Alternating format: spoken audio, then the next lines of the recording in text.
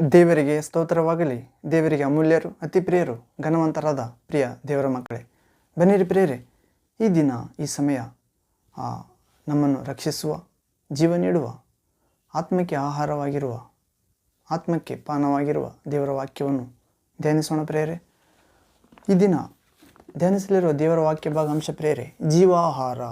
ಹೌದು ಪ್ರಿಯರೇ, ನಮ್ಮ ಇಹಲೋಕದ ಜೀವನಕ್ಕೂ ಪರಲೋಕದ ಜೀವನಕ್ಕೂ, ಭಕ್ತಿಗೂ, ಶಕ್ತಿಗೂ, ಆರೋಗ್ಯಕ್ಕೂ, ಜ್ಞಾನಕ್ಕೂ, ಬೆಳಕಿಗೂ ಆಧಾರವಾಗಿರುವ ದೇವರ ವಾಕ್ಯವನ್ನು ಧ್ಯಾನಿಸೋಣ ಪ್ರಿಯರೇ.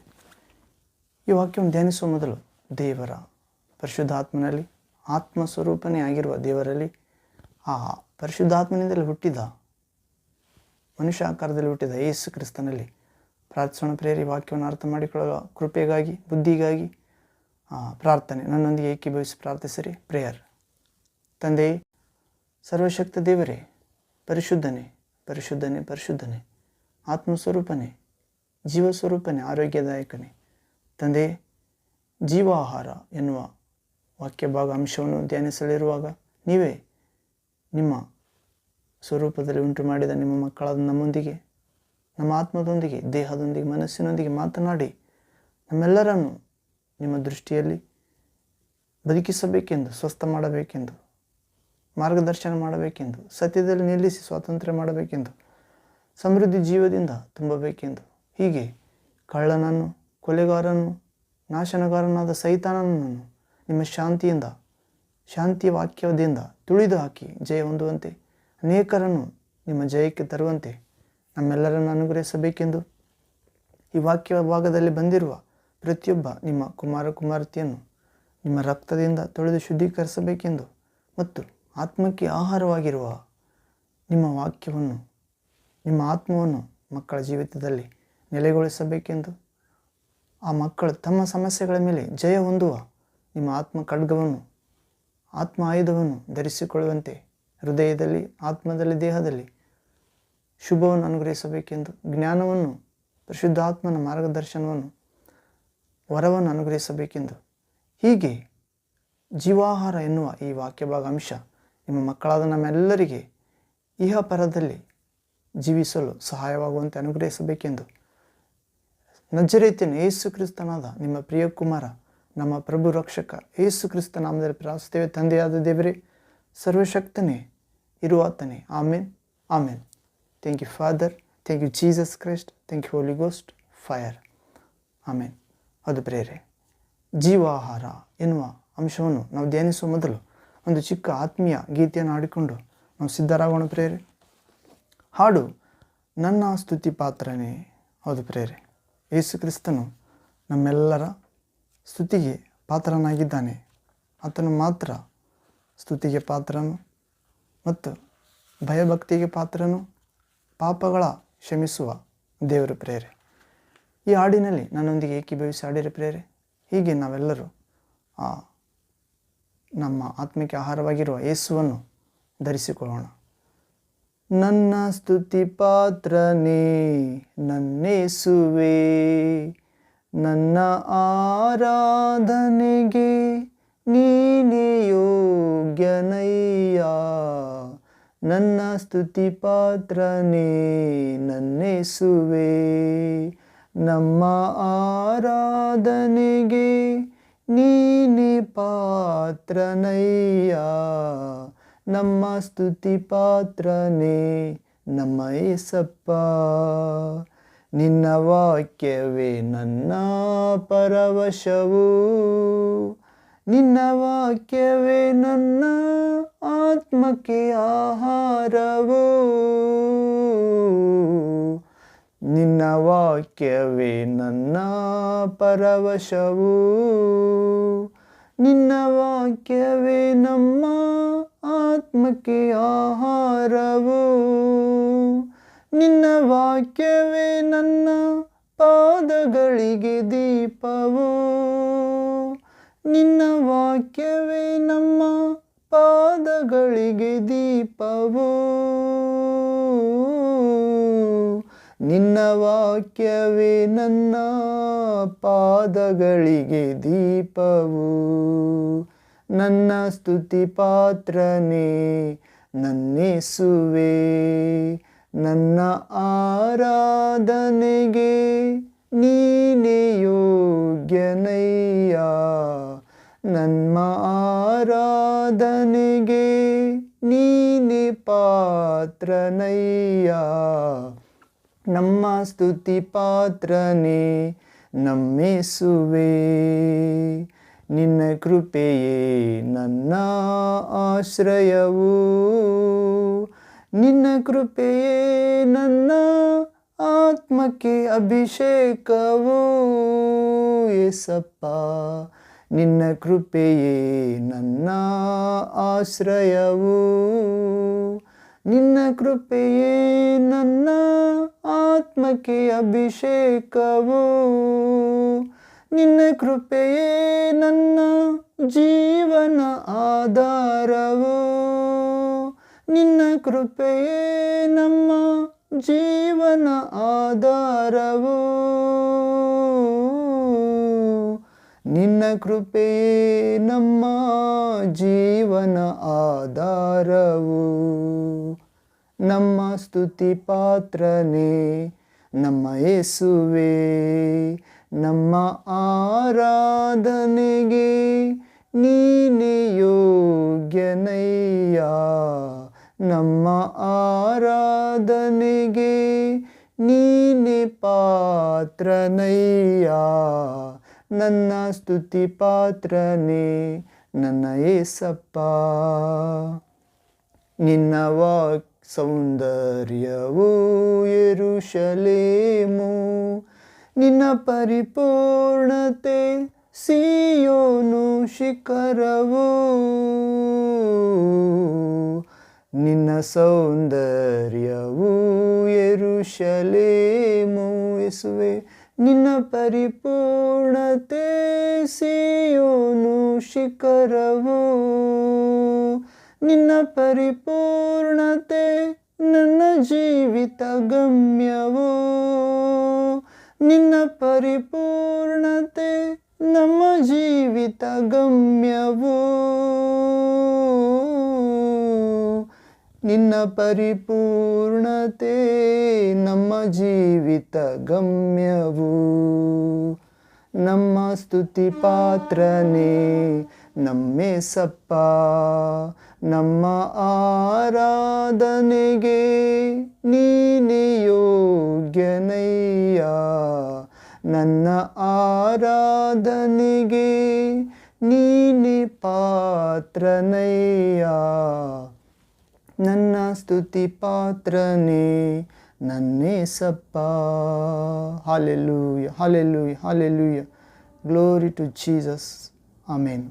ಅದು ಪ್ರೇರೆ, ನಮ್ಮ ಸ್ತುತಿ ಪಾತ್ರನಾಗಿದ್ದಾನೆ ಪ್ರೇರೆ. ನಮ್ಮ ಆರಾಧನೆಗೆ ಪಾತ್ರನಾಗಿದ್ದಾನೆ ವಾಕ್ಯವಾದ ದೇವರು.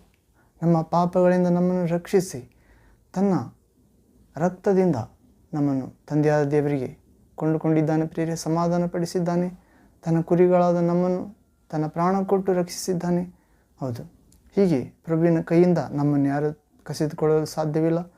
ತನ್ನ ಕುರಿಗಳಾದ ನಮಗೆ, ಹೌದು ಪ್ರೇರೆ, ಆತನೇ ಆಹಾರವಾಗಿದ್ದಾನೆ. ಹೌದು, ಹೀಗೆ ಪ್ರಭುವಿನ ವಾಕ್ಯವೇ ನಮ್ಮ ಪರವಶವಾಗಿದೆ ಪ್ರೇರೆ. ಪರಲೋಕ ಆನಂದವನ್ನು ತರುತ್ತದೆ, ಪರಲೋಕ ಸಂಬಂಧವಾಗಿ ಜೀವಿಸಲು ಕಲಿಸುತ್ತದೆ ಮತ್ತು ಪರಲೋಕದ ಆರೋಗ್ಯವನ್ನು, ಬೆಳಕನ್ನು ದಯಪಾಲಿಸುತ್ತದೆ. ದೇವರ ವಾಕ್ಯವೇ ನಮ್ಮ ಆಹಾರ ಆಗಿದೆ ಆತ್ಮಕ್ಕೆ. ದೇವರ ವಾಕ್ಯವೇ ನಮ್ಮ ಪಾದಗಳಿಗೆ ದೀಪವಾಗಿದೆ ಮತ್ತು ಪ್ರಭುವಿನ ಕೃಪೆಯೇ ನಮ್ಮ ಆಶ್ರಯ. ಪ್ರಭುವಿನ ಕೃಪೆಯೇ ನಮ್ಮ ಆತ್ಮಕ್ಕೆ ಅಭಿಷೇಕ. ಪ್ರಭುವಿನ ಕೃಪೆಯೇ ನಮ್ಮ ಜೀವನಕ್ಕೆ ಆಧಾರ ಪ್ರೇರೆ ಮತ್ತು ಪ್ರಭುವಿನ ಸೌಂದರ್ಯ ಯೆರೂಷಲೇಮು. ಹೌದು, ನಾನು ಹೋಗಿ ಸ್ಥಳವನ್ನು ಸಿದ್ಧ ಮಾಡುತ್ತೇನೆ, ಬಂದು ಕರೆದುಕೊಂಡು ಹೋಗುತ್ತೇನೆ ಎಂದಿದ್ದಾನೆ ಪ್ರೇರೆ. ಹೌದು, ಬಂಗಾರದ ಬೀದಿಯೊಳ ಪಟ್ಟಣ. ಹೌದು, ಹೀಗೆ ಪ್ರಭುವಿನ ಪರಿಪೂರ್ಣತೆ ಸಿಯೋನ್ ಶಿಖರ ಪ್ರೇರೆ. ಹೌದು, ದೇವಜನರಾಗಿ ಭೂಮಿಯಲ್ಲಿ ಕೊಂಡುಕೊಳ್ಳಲಾದವರು 1,44,000 ಜನ. ಅವರು ಕನ್ಯಕೆಯರಂತೆ ನಿಷ್ಕಳಂಕರು. ಅವರ ಬಾಯಲ್ಲಿ ಸುಳ್ಳಾದದ್ದು ಕಂಡು ಬರಲಿಲ್ಲ. ಹೌದು ಪ್ರೇರೆ, ಅವರು ಯಜ್ಞದ ಕುರಿಮರಿ ಓದಡೆಯಲ್ಲೆಲ್ಲ ಆ ಪ್ರಭುವಿನಿಂದ ಹೋಗುತ್ತಿದ್ದರು. ಅವರ ಹಣೆಗಳ ಮೇಲೆ ತಂದೆಯಾದ ದೇವರ ಹೊಸ ಹೆಸರು, ದೇವಕುಮಾರನ ಹೊಸ ಹೆಸರು ಮತ್ತು ಪರಲೋಕ ಪಟ್ಟಣದ ನೂತನ ಯೆರೂಷಲೇಮಿನ ಹೆಸರು ಬರೆಯಲ್ಪಟ್ಟಿತ್ತು. ಹೀಗೆ ಪ್ರಭುವಿನ ಪರಿಪೂರ್ಣತೆ ಸಿಯೋನ್ ಶಿಖರವಾಗಿದೆ ಪ್ರೇರೆ. ಆ ಪರಿಪೂರ್ಣತೆ ನಮ್ಮ ಜೀವಿತ ಗಮ್ಯವಾಗಿರಬೇಕೆಂದು ಆ ಭಕ್ತನು ಯೋಹಾನನ ಮುಖಾಂತರ ಪ್ರಭು ತಿಳಿಯಪಡಿಸ್ತಿದ್ದಾನೆ ಪ್ರೇರೆ. ಹೀಗೆ ಜೀವಾಹಾರ ಎನ್ನುವ ಅಂಶದೊಳಗೆ ನಾವು ನೋಡುವುದಾದರೆ ಪ್ರೇರೆ, ನಾವು ಒಂದು ಸನ್ನಿವೇಶದ ಮುಖಾಂತರ ನೋಡುವುದಾದರೆ ಒಬ್ಬ ವಯೋವೃದ್ಧ ಇರುತ್ತಾನೆ ಪ್ರೇರೆ, ಪಂಡಿತ, ಬೈಬಲ್ ಜ್ಞಾನಿ, ದೇವರ ವಾಕ್ಯದ ಜ್ಞಾನವುಳ್ಳ ವಯಸ್ಸಾದ ಒಬ್ಬ ದೇವರ ಭಕ್ತ. ಆ ಭಕ್ತನು ಹೇಳ್ತಿದ್ದಾನೆ ಪ್ರೇರೆ, ಒಬ್ಬ ವಯೋವೃದ್ಧ ಬೈಬಲ್ ಪಂಡಿತ ಹೀಗೆಂದನು, ಏನಂದರೆ, ನಾನು 69 ವರ್ಷಗಳಿಂದಲೂ ಬೈಬಲ್ ಗ್ರಂಥವನ್ನು ಧ್ಯಾನಿಸ್ತಿದ್ದೇನೆ. ಆ ಪ್ರತಿ ಅಂಶವನ್ನು ರುಚಿಸಿ ಓದುತ್ತಿದ್ದೇನೆ. ಇವತ್ತಿಗೂ ಪ್ರಭುವಿನ ಪಾದ ಸನ್ನಿಧಾನದೊಳಗೆ ಕೂತುಕೊಂಡು ಬೈಬಲ್ ಗ್ರಂಥವನ್ನು ಓದಿದಂತೆಲ್ಲ ನಾನು ಒಬ್ಬ ವಿದ್ಯಾರ್ಥಿ ಎಂದು ನನಗೆ ಗೊತ್ತಾಗುತ್ತಿದೆ. ಹೌದು, ಒಬ್ಬ ವ್ಯಕ್ತಿ ಜ್ಞಾನಕ್ಕೋಸ್ಕರ ಹಸಿವೆಯೊಂದಿಗೆ ಆ ಪಠ್ಯ ಪುಸ್ತಕವನ್ನು ಹೇಗೆ ಓದುತ್ತಿದ್ದಾನೋ ಅದಕ್ಕಿಂತಲೂ ಆತ್ಮೀಯ ಹಸಿವೆಯೊಂದಿಗೆ ನಾನು ಓದುತ್ತಿದ್ದೇನೆ ಎಂದು ಆ ವಯೋವೃದ್ಧ ದೇವರ ಭಕ್ತನು ಹೇಳ್ತಿದ್ದಾನೆ ಪ್ರೇರೆ. ಹೌದು, ಮತ್ತು ಪ್ರಭು ಯೇಸು ಕ್ರಿಸ್ತನು ಕೂಡ ಹೀಗೆ ಹೇಳಿದ್ದಾನೆ, ಏನಂದರೆ ಯೋಹಾನ ಸುವಾರ್ತೆ 5ನೇ ಅಧ್ಯಾಯ 39ನೇ ವಾಕ್ಯದಲ್ಲಿ, John gospel chapter 5 verse 39th word, ಲೇಖನಗಳಲ್ಲಿ ನಿಮಗೆ ನಿತ್ಯ ಜೀವ ಇದೆ ಎಂದು ಹುಡುಕುತ್ತಿದ್ದೀರಿ, ನೆನೆಸುತ್ತಿದ್ದೀರಿ, ಆದರೆ ಅವುಗಳನ್ನು ಪರಿಶೋಧಿಸುತ್ತಿದ್ದೀರಿ, ಆದರೆ ಅವು ನನ್ನನ್ನು ಕುರಿತು ಸಾಕ್ಷ್ಯ ನೀಡುತ್ತೇವೆ. ನಿತ್ಯ ಜೀವ ಪಡೆಯಲು ನನ್ನ ಬಳಿಗೆ ಬಾರದೇ ಇದ್ದೀರಿ. ಹೌದು ಪ್ರೇರೆ, ಹೀಗೆ ಪ್ರಭು ನೋಡುತ್ತಿದ್ದಾನೆ. ಮತ್ತು ಆ ವಯೋವೃದ್ಧನು ಮುಂದುವರಿಸಿ ಹೇಳುತ್ತಿದ್ದಾನೆ ಪ್ರೇರೆ, ಏನಂದರೆ, ದೇವರು ಒಂದು ಗ್ರಂಥಾಲಯವಾಗಿ ಪರಿಶುದ್ಧ ಗ್ರಂಥವನ್ನು ನಮಗೆ ನೀಡಿದ್ದಾನೆ. ಅದರೊಳಗೆ ಚರಿತ್ರಾತ್ಮಕವಾದ ಪುಸ್ತಕಗಳು ಮತ್ತು ಶಾಸನಗಳೊಂದಿಗೆ ಕೂಡಿದ ಪುಸ್ತಕಗಳು, ಸೈನ್ಸ್ ಪುಸ್ತಕಗಳು, ಗಣಿತ ಪುಸ್ತಕಗಳು, ಸಲಹೆ ನೀಡುವಂಥ ಪುಸ್ತಕಗಳು, ಹಾಡುಗಳ ಪುಸ್ತಕಗಳು, ಇನ್ನೂ ಎಷ್ಟೆಷ್ಟು ತರಹದ ಪುಸ್ತಕಗಳು ಇರುವವೋ ಎಲ್ಲವೂ ಅದರಲ್ಲಿವೆ ಪರಿಶುದ್ಧ ಗ್ರಂಥದಲ್ಲಿ ಎಂದು ಹೇಳ್ತಿದ್ದಾನೆ. ದೇವರ ವಾಕ್ಯವನ್ನು ಗ್ರಹಿಸಿದ ದೇವರ ಭಕ್ತ ಪ್ರೇರೆ. ಹೌದು, ನಾವು ಒಂದು ಮೆಡಿಕಲ್ ಸ್ಟೋರಿಗೆ ಔಷಧಿಯನ್ನು ತೆಗೆದುಕೊಳ್ಳಲು ಹೋದಾಗ ಅಲ್ಲಿ ಔಷಧಿಗಳನ್ನು ಸರಿಯಾಗಿ ಜೋಡಿಸಿಟ್ಟಿರುತ್ತಾರೆ. ನಾವು ಆ ಅಂಗಡಿಯಲ್ಲಿ ಹೋಗಿ ಚೀಟಿಯನ್ನು ಕೊಟ್ಟಾಗ ಕೂಡಲೇ ಅವರು ತೆಗೆದು ಕೊಡುತ್ತಿದ್ದಾರೆ. ಹೌದು, ಆ ಪ್ರಕಾರವೇ ಆತ್ಮಸ್ವರೂಪಿಯಾದ ದೇವರು ನಮಗೆ ಬೇಕಾದಂಥ ಸಂಕಲ್ಪವನ್ನು, ಶಕ್ತಿಯನ್ನು ಪರಿಶುದ್ಧ ಗ್ರಂಥದಲ್ಲಿ ಸೇರಿಸಿಟ್ಟಿದ್ದಾನೆ ಪ್ರೇರೆ, ಆನಂದವನ್ನು. ಹೌದು, ನಾವು ಭಕ್ತನು ದಾವೀದನು ಹೇಳುವುದನ್ನು ನೋಡುತ್ತೇವೆ, ಏನೆಂದರೆ, ಭಕ್ತಿಹೀನರ ಗುಡಾರದೊಳಗೆ 1000 ದಿನಗಳು ಕಳೆಯುವುದಕ್ಕಿಂತ ಪ್ರಭುವಿನ ಆಲಯದ ಅಂಗಳದಲ್ಲಿ ಅಥವಾ ಪ್ರಭುವಿನ ಪಾದ ಸನ್ನಿಧಾನದಲ್ಲಿ, ಪ್ರಭುವಿನ ಪ್ರೀತಿಸುವ ಜನರ ಮಧ್ಯದಲ್ಲಿ ನಾವು ಒಂದು ಬೈಬಲ್ ಧ್ಯಾನವನ್ನು ಧ್ಯಾನಿಸುವುದಾಗಲಿ, ಪ್ರಾರ್ಥಿಸುವುದಾಗಲಿ, ಕಣ್ಣೀರಿನಿಂದ ಪ್ರಾರ್ಥಿಸುವುದಾಗಲಿ, ಹೌದು, ಕಳೆಯುವ ಸಮಯವೇ ಒಂದು ದಿನ ಬಹಳ ವರ್ಷಗಳಿಗಿಂತ ಶ್ರೇಷ್ಠವಾದುದೆಂದು ಹೇಳುತ್ತಿದ್ದಾನೆ. ಹೌದು, ಮತ್ತು ಅಮೆರಿಕದ ಅಧ್ಯಕ್ಷನನ್ನು ಕುರಿತು ನೋಡುವುದಾದರೆ ಪ್ರೇರೆ, ಒಬ್ಬ ಅಮೆರಿಕದ ಅಧ್ಯಕ್ಷನು ಇದ್ದನು, ಯಾರೆಂದರೆ ರೊನಾಲ್ಡ್ ರೀಗನ್ ಎನ್ನುವ ವ್ಯಕ್ತಿ. ಆತ ಹೇಳುತ್ತಿದ್ದಾನೆ, ಲೋಕದಲ್ಲಿ ನಾವು ಎದುರುಗೊಳ್ಳುವ ಸಮಸ್ಯೆಗಳು ಎಲ್ಲಕ್ಕೆ ಪರಿಷ್ಕಾರ ಬೈಬಲ್ ಗ್ರಂಥದಲ್ಲಿ 2 ಅಟ್ಟಗಳ ಮಧ್ಯದಲ್ಲಿ, ಅಂದರೆ ಬೈಬಲ್ ಎಲ್ಲ ಪುಸ್ತಕಗಳು 1000 ಪೇಜುಗಳು 2 ಕೆಳಗಡೆ ಇರುವ ದೊಡ್ಡ ಗಟ್ಟಿ ರಟ್ಟದ 2 ರಟ್ಟಗಳ ಮಧ್ಯದಲ್ಲಿ ಇದೆ. ನಮ್ಮ ಮನುಷ್ಯರ ಎದುರುಗೊಳ್ಳುವ ಎಲ್ಲ ಸಮಸ್ಯೆಗಳಿಗೆ ಪರಿಷ್ಕಾರ ಬೈಬಲ್ ಗ್ರಂಥದ ಒಂದು 2 ಅಟ್ಟಗಳ ಮಧ್ಯೆ ಇದೆ ಎಂದು ಹೇಳುತ್ತಿದ್ದಾನೆ. ಅದು ಎಷ್ಟೋ ಶ್ರೇಷ್ಠವಾಗಿ ನಮಗೆ ಸಲಹೆ ನೀಡುತ್ತಿದೆ ಪರಿಶುದ್ಧ ಗ್ರಂಥ ಪ್ರೇರೆ. ಹೌದು ಎಂದು ಹೇಳುತ್ತಿದ್ದಾನೆ ಅಮೆರಿಕದ ಅಧ್ಯಕ್ಷ ರೊನಾಲ್ಡ್ ರೀಗನ್. ಹೌದು, ದೇವರ ಮಕ್ಕಳೇ, ದೇವರ ವಾಕ್ಯ ನಮಗೆ ಶ್ರೇಷ್ಠವಾದ ಭೋಜನವಾಗಿ ಇರುವಂತೆ ನಾವು ಕಾದುಕೊಂಡಿರಬೇಕಾಗಿದೆ. ನಮ್ಮ ಜ್ಞಾನದಲ್ಲಿ, ಹೃದಯದಲ್ಲಿ, ಮನಸ್ಸಿನಲ್ಲಿ, ಜೀವಿತದಲ್ಲಿ. ಹೌದು, ಜೀವಾಹಾರ ಎನ್ನುವ ಅಂಶದೊಳಗೆ ಪ್ರಭು ನಮ್ಮೊಂದಿಗೆ ಮಾತಾಡುತ್ತಿದ್ದಾನೆ ಪ್ರೇರೆ. ನಾವು ಯೋಹಾನ ಸುವಾರ್ತೆ 5ನೇ ಅಧ್ಯಾಯ 39ನೇ ವಾಕ್ಯದಲ್ಲಿ ಓದುತ್ತೇವೆ. John gospel chapter 5 verse 39th word. ಇಲ್ಲಿ ಓದುವುದಾದರೆ ಪ್ರಭು ಪರಿಸಯ ಶಾಸ್ತ್ರಿಗಳಿಗೆ ಹೇಳುತ್ತಿದ್ದಾನೆ, ಏನೆಂದು, ಶಾಸ್ತ್ರಗಳಿಂದ ನಿತ್ಯ ಜೀವವು ದೊರೆಯುತ್ತದೆಂದು ನೀವು ನೆನೆಸಿ ಅವುಗಳನ್ನು ವಿಚಾರಿಸುತ್ತೀರಲ್ಲ. ಅವುಗಳು ನನ್ನ ವಿಷಯದಲ್ಲಿ ಸಾಕ್ಷಿ ಕೊಡುವವುಗಳಾಗಿವೆ. 40ನೇ ವಾಕ್ಯ. ಆದರೂ ಜೀವ ಹೊಂದುವುದಕ್ಕಾಗಿ ನನ್ನ ಬಳಿಗೆ ಬರುವುದಕ್ಕೆ ನಿಮಗೆ ಮನಸ್ಸಿಲ್ಲ. ಹೌದು ಪ್ರೇರೆ, ಅಂದರೆ ಶಾಸ್ತ್ರಿಗಳು ಫರಿಸಾಯರು ಅವರು ಭಕ್ತರ ವೇಷ ಹಾಕಿಕೊಂಡು ಶಕ್ತಿ ಇಲ್ಲದವರು ಪ್ರೇರೆ. ಹೌದು, ಆ ಸಂತೆ ಬೀದಿಗಳಲ್ಲಿ ವಂದನೋಪಚಾರಗಳನ್ನು ಬಯಸುವವರು ಮತ್ತು ಸಭಾಮಂದಿರಗಳಲ್ಲಿ ಮುಖ್ಯಪೀಠಗಳನ್ನು ಬಯಸುವವರು ಅವರು ಬಾಹ್ಯ ಆಚಾರಗಳಿಂದ ದೇವರ ಭಕ್ತರೆಂದು ತೋರಿಸಿಕೊಳ್ಳುವವರು. ಅವರಿಗೆ ಹೇಳುತ್ತಿದ್ದಾನೆ ಪ್ರೇರೆ, ಯೇಸುವಿನಲ್ಲಿ ವಿಶ್ವಾಸ ಇಲ್ಲ, ದೇವರು ಕಳಿಸಿಕೊಟ್ಟ ಲೋಕರಕ್ಷಕನಲ್ಲಿ ವಿಶ್ವಾಸವಿಲ್ಲ. ಹೌದು, ಅವರಿಗೆ ಹೇಳುತ್ತಿದ್ದಾನೆ, ಶಾಸ್ತ್ರಗಳಿಂದ ನಿತ್ಯ ಜೀವ ದೊರೆಯುತ್ತದೆಂದು ನೀವು ನೆನೆಸಿ ಅವುಗಳನ್ನು ವಿಚಾರಿಸ್ತೀರಲ್ಲ. ಶಾಸ್ತ್ರಗಳು ನಿತ್ಯ ಜೀವ ಕೊಡುತ್ತದೆಂದು ಪೇಪರ್ ತಿರುಗಿಸ್ತಾ ಆಗ್ತಾ ಇದ್ದೀರಿ, ಆದರೆ ಅವುಗಳು ನನ್ನ ವಿಷಯದಲ್ಲಿ ಸಾಕ್ಷಿ ಕೊಡುವವುಗಳಾಗಿವೆ. ಆದರೂ ನಿಮಗೆ ತಿಳಿಯುತ್ತಿಲ್ಲ, ಜೀವ ಹೊಂದುವುದಕ್ಕಾಗಿ ನನ್ನ ಬಳಿಗೆ ಬರುವುದಕ್ಕೆ ನಿಮಗೆ ಮನಸ್ಸಿಲ್ಲ.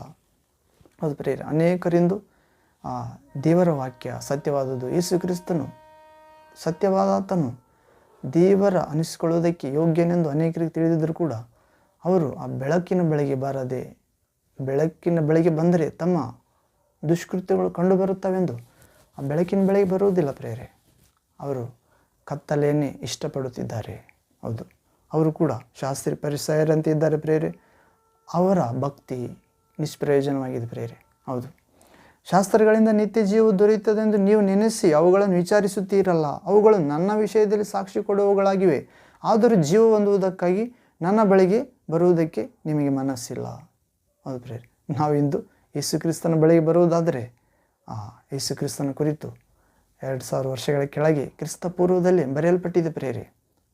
ಏನೆಂದು ಆದಿಕಾಂಡ 3ನೇ ಅಧ್ಯಾಯ 15ನೇ ವಾಕ್ಯದಲ್ಲಿ ದೇವರು ಆ ಸರ್ಪಕ್ಕೆ ವಾಗ್ದಾನ ಮಾಡುತ್ತಿದ್ದಾನೆ. ಏನೆಂದು, ನಿನಗೂ ಈ ಸ್ತ್ರೀಗೂ, ಅಂದರೆ ಯೇಸುವಿನ ತಾಯಿ ಮರಿಯಳಿಗೂ ಯೇಸುವಿನ ತಾಯಿಯಲ್ಲಿ ಹುಟ್ಟುವ ದೇವಕುಮಾರ, ದೇವರ ವಾಕ್ಯ, ದೇವರಾದ ಯೇಸು ಕ್ರಿಸ್ತನಿಗೆ ನಿನಗೂ ಈ ಸ್ತ್ರೀಗೂ ಹಾಗೆತಾನೆ ಇರುವಂತೆ ಮಾಡುವೆನೆಂದು ಸರ್ಪಕ್ಕೆ ಮಾತು ಕೊಡುತ್ತಿದ್ದಾನೆ. ಈ ಸ್ತ್ರೀಯ ಸಂತಾನ ನಿನ್ನ ತಲೆಯನ್ನು ಜಜ್ಜುವುದು.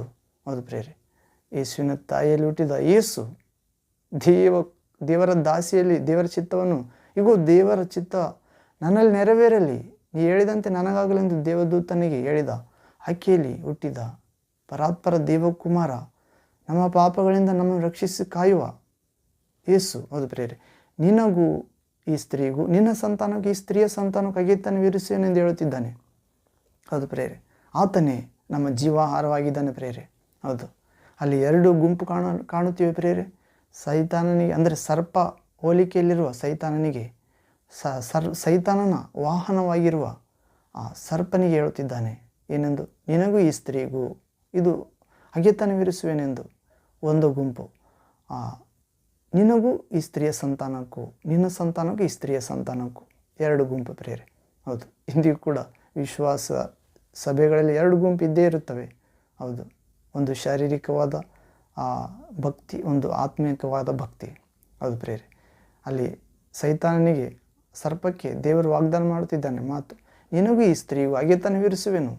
ಅಂದರೆ ನಿನ್ನ ಕಡೆಯವರೆಲ್ಲರೂ ಈ ಸ್ತ್ರೀಯನ್ನು ದ್ವೇಷಿಸುತ್ತಾರೆ ಎಂದು ಅರ್ಥ. ಹೌದು ಪ್ರೇರೆ, ಇಂದು ಯಾರಾದರೂ ಯೇಸುವಿನ ತಾಯಿ ಮರಿಯಳನ್ನು ದ್ವೇಷಿಸುವುದಾದರೆ ಅವರು ಸೈತಾನನ ಜ್ಞಾನದಿಂದ ತುಂಬಿದವರು, ಸೈತಾನ ಪಕ್ಷದವರೇ ಹೆಚ್ಚು ಕಡಿಮೆ. ಹೌದು ಪ್ರೇರೆ, ಆಕೆಯ ಸಂತಾನ ಸೈತಾನನ ತಲೆಯನ್ನು ಜಜ್ಜುತ್ತದೆ ಎಂದು ಹೇಳಿದ್ದಾನೆ. ಆಕೆಯ ಸಂತಾನದ ಆಗಿದ್ದಾನೆ ಪ್ರೇರೆ ಯೇಸು ಕ್ರಿಸ್ತನು. ಯೇಸು ಕ್ರಿಸ್ತನಲ್ಲಿ ವಿಶ್ವಾಸ ಇಟ್ಟವರು ನಾವು ಕೂಡ ಆ ಸ್ತ್ರೀಯ ಸಂತಾನವೇ ಆಗಿದ್ದೇವೆ. ಹೌದು, ಹೀಗೆ ಶಾಸ್ತ್ರಗಳಿಂದ ನಿತ್ಯ ಜೀವ ನಿಮಗೆ ದೊರೆಯುತ್ತದೆಂದು ನೀವು ನೆನೆಸಿ ಅವುಗಳನ್ನು ವಿಚಾರಿಸ್ತೀರಲ್ಲ. ಅನೇಕರು ಇಂದು ಯೇಸುವಿನ ಕುರಿತು ಎಲ್ಲ ತಿಳಿದರೂ ಕೂಡ ಆದಿಕಾಂಡದಲ್ಲಿ ಆ ವಾಗ್ದಾನ ಮಾಡಿದ್ದನ್ನು ಅರ್ಥ ಮಾಡಿಕೊಳ್ಳುತ್ತಿಲ್ಲ ಪ್ರೇರೆ. ಹೌದು, ಹೀಗೆ ನಾವು ನೆನೆಸಿಕೊಳ್ಳಬೇಕು ಪ್ರೇರೆ.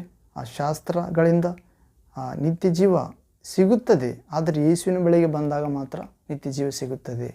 ಓದುವುದರಿಂದ ಸಿಗುವುದಿಲ್ಲ. ಓದುವುದು ಒಳ್ಳೆಯದೇ, ಆದರೆ ಓದಿದ್ದನ್ನು ಕೈಗೊಂಡು ನಡೆಯದಿದ್ದರೆ ನಮ್ಮನ್ನು ನಾವು ಮೋಸಪಡಿಸಿಕೊಂಡಂತೆ. ಯಾಕಂದರೆ ದೇವರ ಆತ್ಮನಿಂದ ರಚಿತವಾದ ಪರಿಶುದ್ಧ ಗ್ರಂಥ, ದೇವಜನರು ದೇವರ ಆತ್ಮನಿಂದ ತುಂಬಲ್ಪಟ್ಟು ದೇವರು ನುಡಿಯುವುದನ್ನೇ ಬರೆದಿದ್ದಾರೆ. ಆದ್ದರಿಂದ ಓದಿ ಮೋಸಪಡಿಸಿಕೊಳ್ಳದೆ ಅದನ್ನು ಕೈಗೊಂಡು ನಡೆಯುವುದಾದರೆ ನಾವು ನಿತ್ಯ ಜೀವಕ್ಕೆ ಪಾತ್ರರಾಗುತ್ತೇವೆ ಪ್ರೇರೆ. ಮತ್ತು ಪ್ರಭುವಿನ ಜೀವ ಹೊಂದುವುದಕ್ಕೆ ಪ್ರಭುವಿನ ಬಳಿಗೆ ಬಂದು ಆ ಪ್ರಭುವಿನ ಮನಸ್ಸನ್ನು ಸ್ವೀಕರಿಸುತ್ತೇವೆ. ಹೀಗೆ ಶಾಸ್ತ್ರಗಳಿಂದ ನಿತ್ಯ ಜೀವ ದೊರೆಯುತ್ತದೆ, ಎಂದು ನಾವು ತಿಳಿದುಕೊಳ್ಬೇಕು ಪ್ರಿಯರೇ. ಶಾಸ್ತ್ರಿ ಪರಿಸಯರಂತೆ ಮೋಸ ಹೋಗಬಾರ್ದು ನಾವು. ಅವುಗಳು ಪ್ರಭುವಿನ ವಿಷಯದಲ್ಲಿ ಸಾಕ್ಷಿ ಕೊಟ್ಟಿವೆ.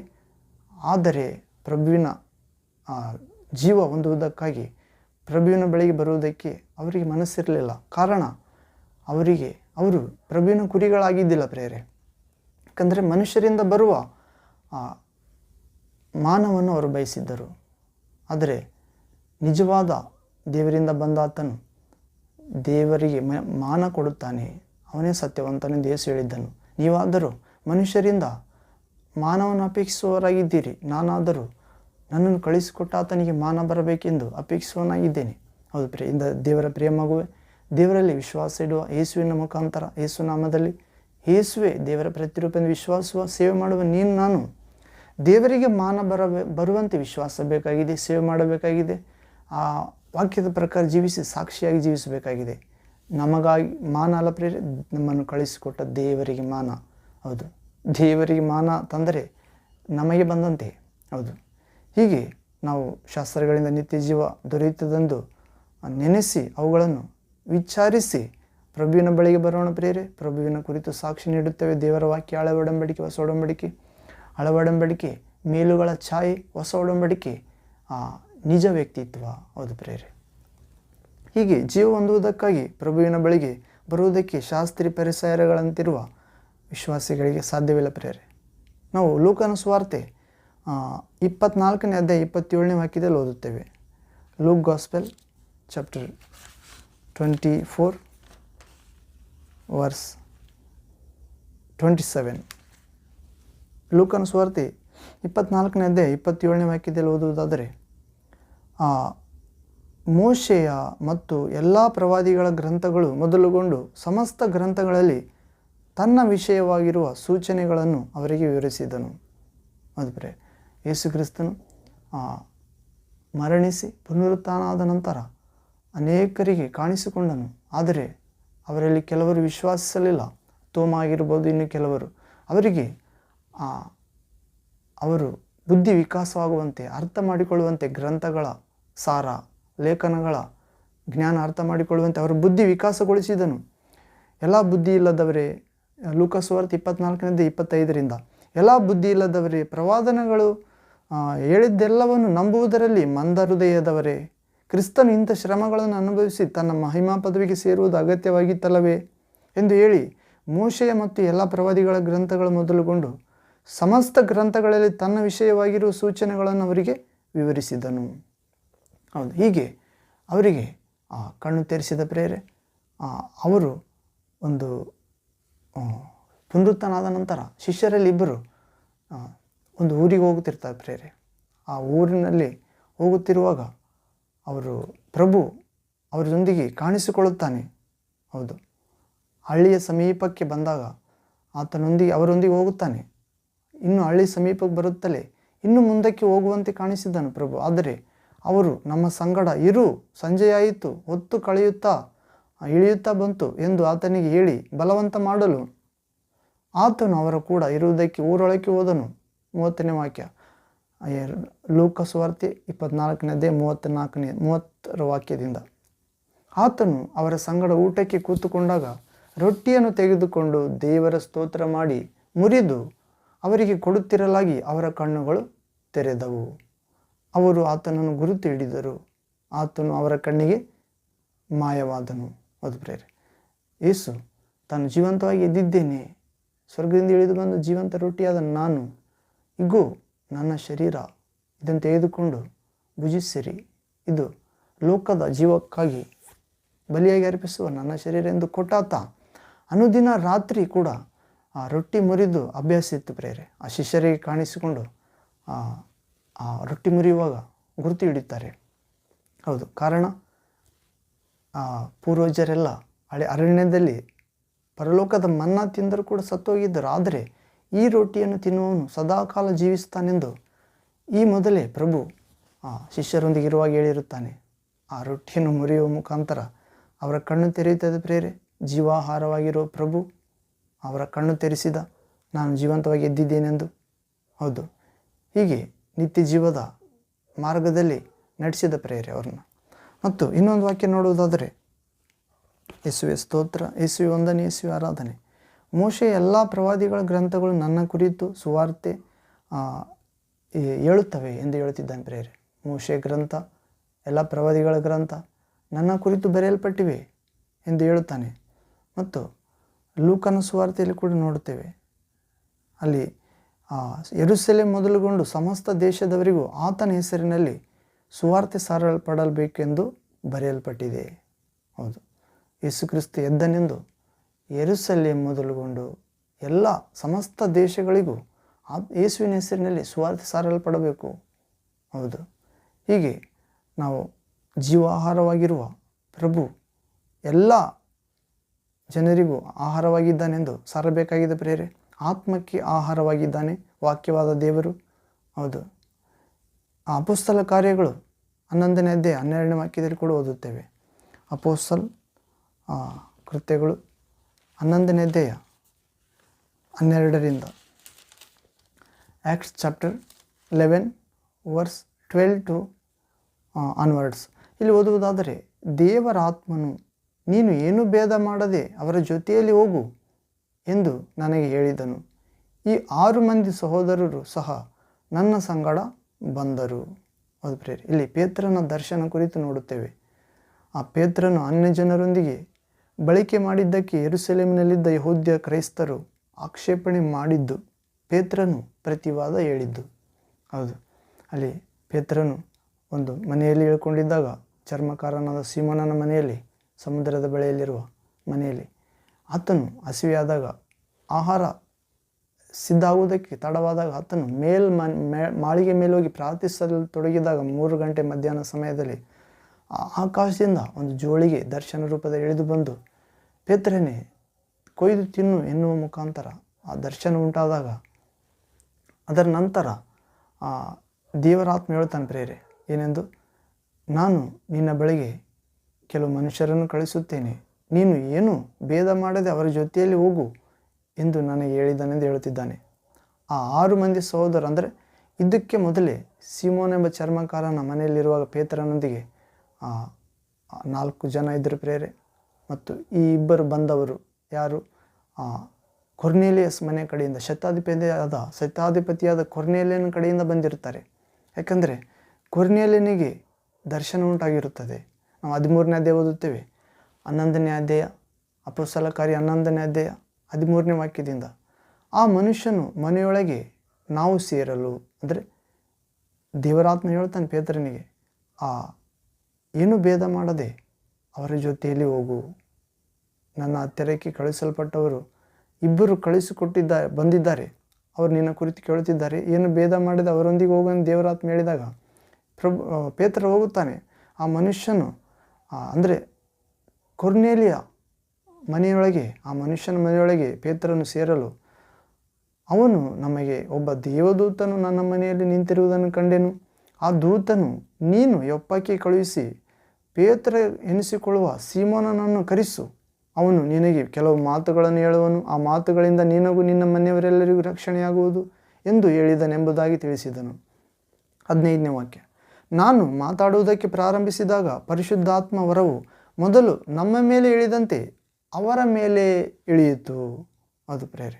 ಆಗ ಯೋಹಾನನಂತೂ ನೀರಿನಿಂದ ದೀಕ್ಷಾಸ್ನಾನ ಮಾಡಿಸಿದನು, ನಿಮಗಾದರೂ ಪವಿತ್ರಾತ್ಮದಲ್ಲಿ ಸ್ನಾನವಾಗುವುದು ಎಂದು ಯೇಸು ಸ್ವಾಮಿ ಹೇಳಿದ ಮಾತು ನನ್ನ ನೆನಪಿಗೆ ಬಂತು ಎಂದು ಪೇತ್ರನು ಹೇಳುತ್ತಿದ್ದಾನೆ. ಮತ್ತು 17ನೇ ವಾಕ್ಯ, ದೇವರು ಕರ್ತನಾಗಿರುವ ಯೇಸು ಕ್ರಿಸ್ತನಲ್ಲಿ ನಂಬಿಕೆ ಇಟ್ಟಿರುವ ನಮಗೆ ಕೊಟ್ಟಂತೆ ವರಕ್ಕೆ ಸರಿಯಾದ ವರವನ್ನು ಅವರಿಗೂ ಕೊಟ್ಟಿರಲಾಗಿ, ದೇವರನ್ನು ತಡೆಯುವುದಕ್ಕೆ ನಾನು ಯಾರು? ನಾನು ಶಕ್ತನೋ? ಇಲ್ಲ. ಹೀಗೆಂದ ಮಾತುಗಳನ್ನು ಆ ಸುನ್ನತಿಯವರು ಕೇಳಿ, ಅಂದರೆ ಯಹೂದ್ಯ ಕ್ರೈಸ್ತರು ಪ್ರೇರೆ, ಯೆರೂಸಲೇಮಿನಲ್ಲಿ ಯಹೂದ್ಯರೊಳಗಿಂದ ಧರ್ಮಶಾಸ್ತ್ರ ಸಂಬಂಧ ಆಚಾರಗಳಿಂದ ಯೇಸುವನ್ನು ವಿಶ್ವಾಸಿಸಿದವರು ಪ್ರೇರೆ.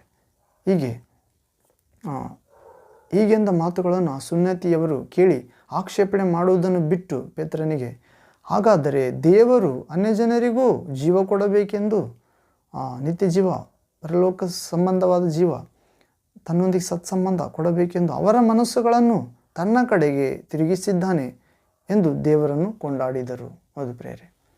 ಹೀಗೆ ಏನು ಭೇದ ಮಾಡದೆ ಪೇತ್ರನು ಅವರೊಂದಿಗೆ ಹೋದ ಪ್ರೇರೆ. ಕೊರ್ನೇಲಿಯನು ಶತಾಧಿಪತಿಯಾಗಿದ್ದ. ಆತನು ದಾನ ಧರ್ಮ ಮಾಡುವುದರಲ್ಲಿಯೂ ಕುಟುಂಬ ಸಮೇತ ಪ್ರಾರ್ಥಿಸುವುದರಲ್ಲಿಯೂ ಆತನು ಹೆಸರುವಾಸಿಯಾಗಿದ್ದ, ಭಕ್ತಿವಂತ ಆಗಿದ್ದ ಪ್ರೇರೆ. ದಿನನಿತ್ಯವೂ ಪ್ರಾರ್ಥನೆ ಮಾಡುತ್ತಿದ್ದ ಕುಟುಂಬ ಸಮೇತ. ಹೌದು, ಆತನ ದಾನ ಧರ್ಮಗಳು ದೇವರ ಸನ್ನಿಧಿಯಲ್ಲಿ ಮುಟ್ಟಿದ್ದವು. ಆತನು ಅನ್ಯಜನ ಆದಾಗ್ಯೂ ಕೂಡ ದೇವದೂತನು ದೇವರ ಆಜ್ಞೆಯ ಮೇರೆಗೆ ಬಂದು ಪೇತ್ರನನ್ನು ಕರೆಸಿಕೊಂಡು ರಕ್ಷಣೆ ವಿಷಯವಾದ ನಿನ್ನ ದಾನ ಧರ್ಮ ದೇವರ ಲೋಕಕ್ಕೆ ಸೇರಿಸುವುದಿಲ್ಲ, ದೇವರ ಸುವಾರ್ತೆಯನ್ನು ನೀನು ತಿಳಿದುಕೊಳ್ಳಬೇಕು. ದೇವರ ಸುವಾರ್ತೆ ತಿಳಿದುಕೊಂಡ ಮೇಲೆ ಆ ದಾನ ಧರ್ಮಗಳಿಗೆ ನಿಜವಾದ ಅರ್ಥ ಬರುತ್ತದೆ. ಆದಾಗ್ಯೂ ನಿನ್ನ ದಾನ ಧರ್ಮ ದೇವರು ಮೆಚ್ಚಿದ್ದಾನೆ. ದೇವರಿಗೆ ಇಷ್ಟವಾದ ಸುವಾರ್ತೆ, ದೇವರ ಬಳಿಗೆ ಸೇರಿಸುವ ಸುವಾರ್ತೆ, ದೇವರ ಜ್ಞಾನ, ದೇವರ ಬೆಳಕು, ಹೌದು, ನಿನಗೆ ಅರ್ಥ ಮಾಡಿಸುವ ಸುವಾರ್ತೆ, ದೇವರ ಸಂಬಂಧ, ದೇವರ ಆತ್ಮ ತುಂಬಿಕೊಳ್ಳುವ ಸುವಾರ್ತೆ ನೀನು ಕೇಳಬೇಕೆಂದು ದೇವರ ಆಜ್ಞೆ ಮಾಡಿದ್ದೇನೆ. ಯೊಪ್ಪಕ್ಕೆ ನೀನು ಜನರನ್ನು ಕಳಿಸಿ ಪೇತ್ರ ಎನಿಸಿಕೊಳ್ಳುವ ಸೀಮೋನನ್ನು ಕಳಿಸಿ ಆತನಿಂದ ಕೆಲವು ಮಾತುಗಳನ್ನು ಕೇಳೆಂದು ದೇವರಿಂದ ಬಂದ ಬೆಳಕಿನ ಲೋಕದಿಂದ ದೇವರ ಪರಾಕ್ರಮಶಾಲಿ ದೇವದೂತ ಬಂದು ಹೇಳ್ತಾನೆ ಪ್ರೇರೆ, ಗಾಬ್ರಿಯಲ್ ದೇವದೂತ. ಹಾಗೆಯೇ ಮಾಡಿದಾಗ ದೇವರ ಆತ್ಮ ಅವರೆಲ್ಲರ ಮೇಲೆ ಇಳಿತು ಪ್ರೇರೆ. ಕೊರ್ನೇಲಿಯಸ್ ಪೇತ್ರ ಬರುವುದಕ್ಕೆ ಮೊದಲೇ ತನ್ನ ಮನೆಯಲ್ಲಿ ಸೈನಿಕರೊಂದಿಗೆ ಮತ್ತು ಬಂಧು ಮಿತ್ರರೊಂದಿಗೆ ಅಕ್ಕಪಕ್ಕದವರೊಂದಿಗೆ ಆತನ ಮಾತಿಗೆ ವಿಧೇಯರಾಗುವ ಎಲ್ಲ ಜನರೊಂದಿಗೆ ಮನೆಯಲ್ಲಿ ಗುಂಪಾಗಿ ಕೂಡಿರ್ತಾರೆ ಪ್ರೇರೆ. ಹೌದು, ಆಗ ಪೇತ್ರನು ದೇವರ ವಾಕ್ಯ ಹೇಳಲು ದೇವರ ಆತ್ಮ ಎಲ್ಲರ ಮೇಲೆ ಇಳಿಯುತ್ತದೆ. ಹೌದು, ಪೇತ್ರನು ಅಂದುಕೊಳ್ಳುತ್ತಾನೆ, ನಮ್ಮಂತೆ ಇವರಿಗೂ ಕೂಡ ಸರಿಯಾದ ವರವನ್ನು ಕೊಟ್ಟಿರಲಾಗಿ ದೇವರನ್ನು ತಡೆಯುವುದಕ್ಕೆ ನಾನು ಶಕ್ತನು ಎಂದು ಹೇಳ್ತಾನೆ ಪ್ರೇರೆ. ಯೋಹಾನನಂತೂ ನೀರಿನಿಂದ ದೀಕ್ಷೆ ಸ್ನಾನ ಮಾಡಿಸಿದನು, ನಿಮಗಾದರೂ ಪರಿಶುದ್ಧಾತ್ಮನಲ್ಲಿ ಸ್ನಾನವಾಗುವುದು ಎಂದು ಯೇಸು ಸ್ವಾಮಿ ಹೇಳಿದ ಮಾತು ಪೇತ್ರನು ಜ್ಞಾಪಿಸಿಕೊಂಡನು. ಹೌದು ಪ್ರೇರೆ, ಯೇಸುವೇ ಜೀವಾಹಾರವಾಗಿದ್ದಾನೆ ಪ್ರೇರೆ. ಯೇಸುವಿನ ನಾಮದಲ್ಲಿ ವಿಶ್ವಾಸ ಇಟ್ಟ ಪ್ರತಿಯೊಬ್ಬರಿಗೂ ದೇವರ ಆತ್ಮ ಕೂಡ ಜೀವಾಹಾರವಾಗಿದ್ದಾನೆ. ಹೌದು, ಜೀವ ಜಲವಾಗಿದ್ದಾನೆ, ಆಹಾರ ಪಾನ. ಹೌದು, ಹೀಗೆ ಜೀವಾಹಾರ ಎನ್ನುವ ಅಂಶದೊಳಗೆ ನಾವು ಮುಂದೆ ಪ್ರವೇಶ ಮಾಡುವುದಾದ ಪ್ರೇರೆ ಯೋಹಾನ ಸುವಾರ್ತೆ 6ನೇ ಅಧ್ಯಾಯ 50ನೇ ವಾಕ್ಯದಿಂದ ನೋಡಬಹುದು ಪ್ರೇರೆ.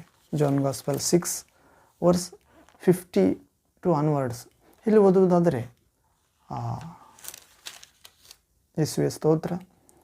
ಪರಲೋಕದಿಂದ ಇಳಿದು ಬರುವ ರೊಟ್ಟಿ ಎಂಥದ್ದೆಂದರೆ ಅದನ್ನು ತಿಂದವನು ಸಾಯುವುದಿಲ್ಲ.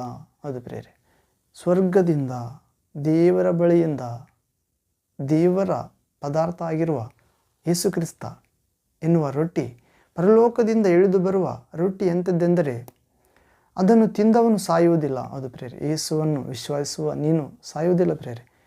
ಯೇಸುವಿನ ದೇಹ ಅಂದರೆ ವಾಕ್ಯದ ಪ್ರಕಾರ ನಡೆಯುವುದೇ, ವಾಕ್ಯದ ಪ್ರಕಾರ ನಡೆಯುವ ಮುಖಾಂತರ ದೇವರ ಆತ್ಮವನ್ನು ನಿನ್ನ ಆತ್ಮದಲ್ಲಿ ತುಂಬಿಕೊಳ್ಳುವುದೇ ದೇವರು ಕೊಡುವ ರೊಟ್ಟಿಯಾಗಿದೆ ಪ್ರೇರೆ. ಮತ್ತು ಯೇಸು ನಾಳೆ ತನ್ನ ಪ್ರಾಣವನ್ನು ಕೊಡುತ್ತೇನೆ, ಎಲ್ಲ ಮಾನವರ ಪಾಪ ಪರಿಹಾರಕ್ಕಾಗಿ, ಎಲ್ಲ ಮಾನವರ ಪಾಪ ಹೊತ್ತುಕೊಂಡು ಹೋಗುವ ದೇವರ ಕುರಿಮರಿಯಾಗಿ ಬಲಿಯಾಗಲಿದ್ದೇನೆ ಎಂದು ಹೇಳಿ ಒಂದು ಮೇಲಂತಸ್ತಿನಲ್ಲಿ ಊಟಕ್ಕೆ ಸಿದ್ಧ ಮಾಡಿಸಿ ಶಿಷ್ಯರಿಗೆ ಹೇಳಿ ಅಲ್ಲಿ ರೊಟ್ಟಿ ಮುರಿದು ಶಿಷ್ಯರಿಗೆ ಕೊಡುತ್ತಾ, ಇದು ನನ್ನ ಶರೀರ, ತಿನ್ನಿರಿ, ಇದು ನಿಮ್ಮ ಲೋಕದ ಜೀವನಕ್ಕಾಗಿ, ದೈವಿಕ ಜೀವನಕ್ಕಾಗಿ, ತ್ಯಾಗ ಜೀವನಕ್ಕಾಗಿ ಬಲಿಯಾಗಿ ಅರ್ಪಿಸುವ ನನ್ನ ಪರಿಶುದ್ಧ ಶರೀರ, ನಿಮ್ಮ ಜನ್ಮ ಪಾಪ ನಾಶ ಮಾಡುವ ಶರೀರ. ಹೌದು ಪ್ರೇರೆ, ಪಾಪ ಇರಲಾರ್ದ ಹುಟ್ಟಿದ ಪ್ರೇರೆ ಯೇಸುವಿನ ಶರೀರ ಅಮರತ್ವವುಳ್ಳದ್ದು. ಆದ್ದರಿಂದ ಆತನ ಶರೀರವೇ, ಮಾಂಸವೇ ನಮಗೆ ನಿಜವಾದ ಆಹಾರವಾಗಿ ಕೊಟ್ಟಿದ್ದಾನೆ. ಮತ್ತು ಪಾನ ತೆಗೆದುಕೊಂಡು, ಅಂದರೆ ದ್ರಾಕ್ಷಾರಸ ತೆಗೆದುಕೊಂಡು ಪಕ್ಕದಲ್ಲಿರುವ ಶಿಷ್ಯರಿಗೆ ಕೊಡುತ್ತಾನೆ, ತೆಗೆದುಕೊಂಡು ಇದನ್ನು ಪಾನ ಮಾಡಿರಿ, ಇದು ಅನಂತ ಒಡಂಬಡಿಕೆಯ ರಕ್ತ, ಇದು ಹೊಸ ಒಡಂಬಡಿಕೆಯ ರಕ್ತ, ಇದು ಬಹುಜನರ ಅಪರಾಧಗಳ ನಿಮಿತ್ತ, ಪಾಪಗಳ ನಿಮಿತ್ತ ಸುರಿಸಲಾಗುವ ನನ್ನ ಹೊಸ ಒಡಂಬಡಿಕೆಯ ರಕ್ತ, ಇದನ್ನು ಪಾನ ಮಾಡಿರಿ. ಹೌದು ಎಂದು ಕೊಟ್ಟನ ಪ್ರೇರೆ. ಅದು ನಮ್ಮ ಕರ್ಮ ಪಾಪವನ್ನು ತೊಲಗಿಸುವಂಥದ್ದಾಗಿದೆ ಪ್ರೇರೆ. ಯೇಸುವಿನ ರಕ್ತ, ಯೇಸುವಿನ ದೇಹ ಜನ್ಮ ಪಾಪವನ್ನು ಬಿಡಿಸುತ್ತದೆ, ಯೇಸುವಿನ ರಕ್ತ ಕರ್ಮ ಪಾಪದಿಂದ ಬಿಡಿಸುತ್ತದೆ.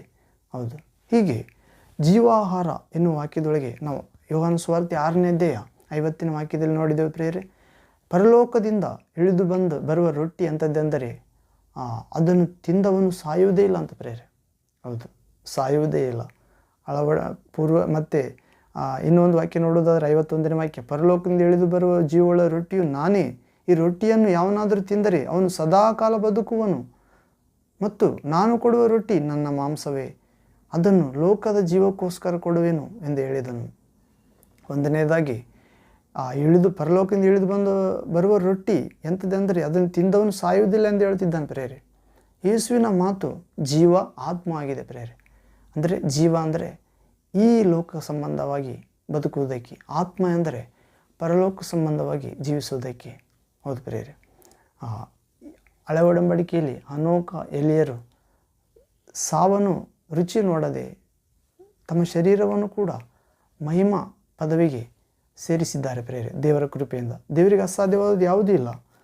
ಅದೇ ರೀತಿಯಲ್ಲಿ ಯೇಸು ಹೇಳುತ್ತಿದ್ದಾನೆ, ಸ್ವರ್ಗದಿಂದ ಇಳಿದು ಬಂದ ರೊಟ್ಟಿ ನಾನೇ. ಅದು ಎಂಥದ್ದೆಂದರೆ ಅದನ್ನು ತಿಂದವನು ಸಾಯುವುದಿಲ್ಲ. ಹೌದು ಪ್ರೇರೆ. ಇಂದು ಯೇಸುವಿನ ದೇಹವನ್ನು ತಿನ್ನುತ್ತಿರುವಾಗ ನಾನು ಸಾಯುವುದೇ ಇಲ್ಲ ಎಂದು ತಿನ್ನಬೇಕಾಗಿದೆ ಪ್ರೇರೆ. ಹೌದು. ಮತ್ತು ಪರಲೋಕದಿಂದ ಇಳಿದು ಬರುವ ಜೀವಳ ರೊಟ್ಟಿಯು ಯೇಸುವೇ ಆಗಿದ್ದಾನೆ. ಆ ರೊಟ್ಟಿಯನ್ನು ಯಾವನಾದರೂ ತಿಂದರೆ ಅವನು ಸದಾಕಾಲ ಬದುಕುತ್ತಾನೆ ಎಂದು ಹೇಳಿದ ಯೇಸುವನ್ನು ಮಾತನ್ನು ಜ್ಞಾಪಕ ಮಾಡಿಕೊಂಡು ತಿನ್ನಬೇಕಾಗಿದೆ. ಯೇಸುವನ್ನು ರೊಟ್ಟಿಯ ಮೂಲಕ ತಿನ್ನುವುದಾದರೆ ನಾವು ಸದಾಕಾಲ ಬದುಕುತ್ತಿದ್ದೇವೆ ಪ್ರೇರೆ. ಯಾಕಂದರೆ ನಮ್ಮ ಮರಣವನ್ನು ತನ್ನ ಮೇಲೆ ತೆಗೆದುಕೊಂಡಿದ್ದಾನೆ. ಹೌದು, ಶಾರೀರಿಕವಾಗಿ, ಭೌತಿಕವಾಗಿ. ಯಾಕಂದರೆ ಯೇಸು ಪರಿಪೂರ್ಣ ಮನುಷ್ಯನು, ಪರಿಪೂರ್ಣ ದೇವರು, ಜೀವ ಆತ್ಮ. ಹೌದು ಪ್ರೇರೆ. ಮಾಂಸವು ಯಾವ ಪ್ರಯೋಜನಕ್ಕೆ ಬರುವುದಿಲ್ಲ, ಆದರೆ ಯೇಸುವಿನ ಮಾಂಸ ಪ್ರಯೋಜನಕ್ಕೆ ಬರುತ್ತದೆ ಪ್ರೇರೆ. ಕಾರಣ ಪರಿಶುದ್ಧಾತ್ಮನಿಂದ ರೂಪಿತ ಆದ ಮಾಂಸ. ಹೌದು, ಆತನ ಮಾಂಸವನ್ನು ತಿನ್ನುತ್ತಿದ್ದೇವೆ. ಆತನ ಶರೀರ ಸಾಯುವುದಿಲ್ಲ, ನಿಮ್ಮ ಶರೀರ ಕೂಡ ಸಾಯುವುದಿಲ್ಲ. ಹೌದು ಪ್ರೇರೆ.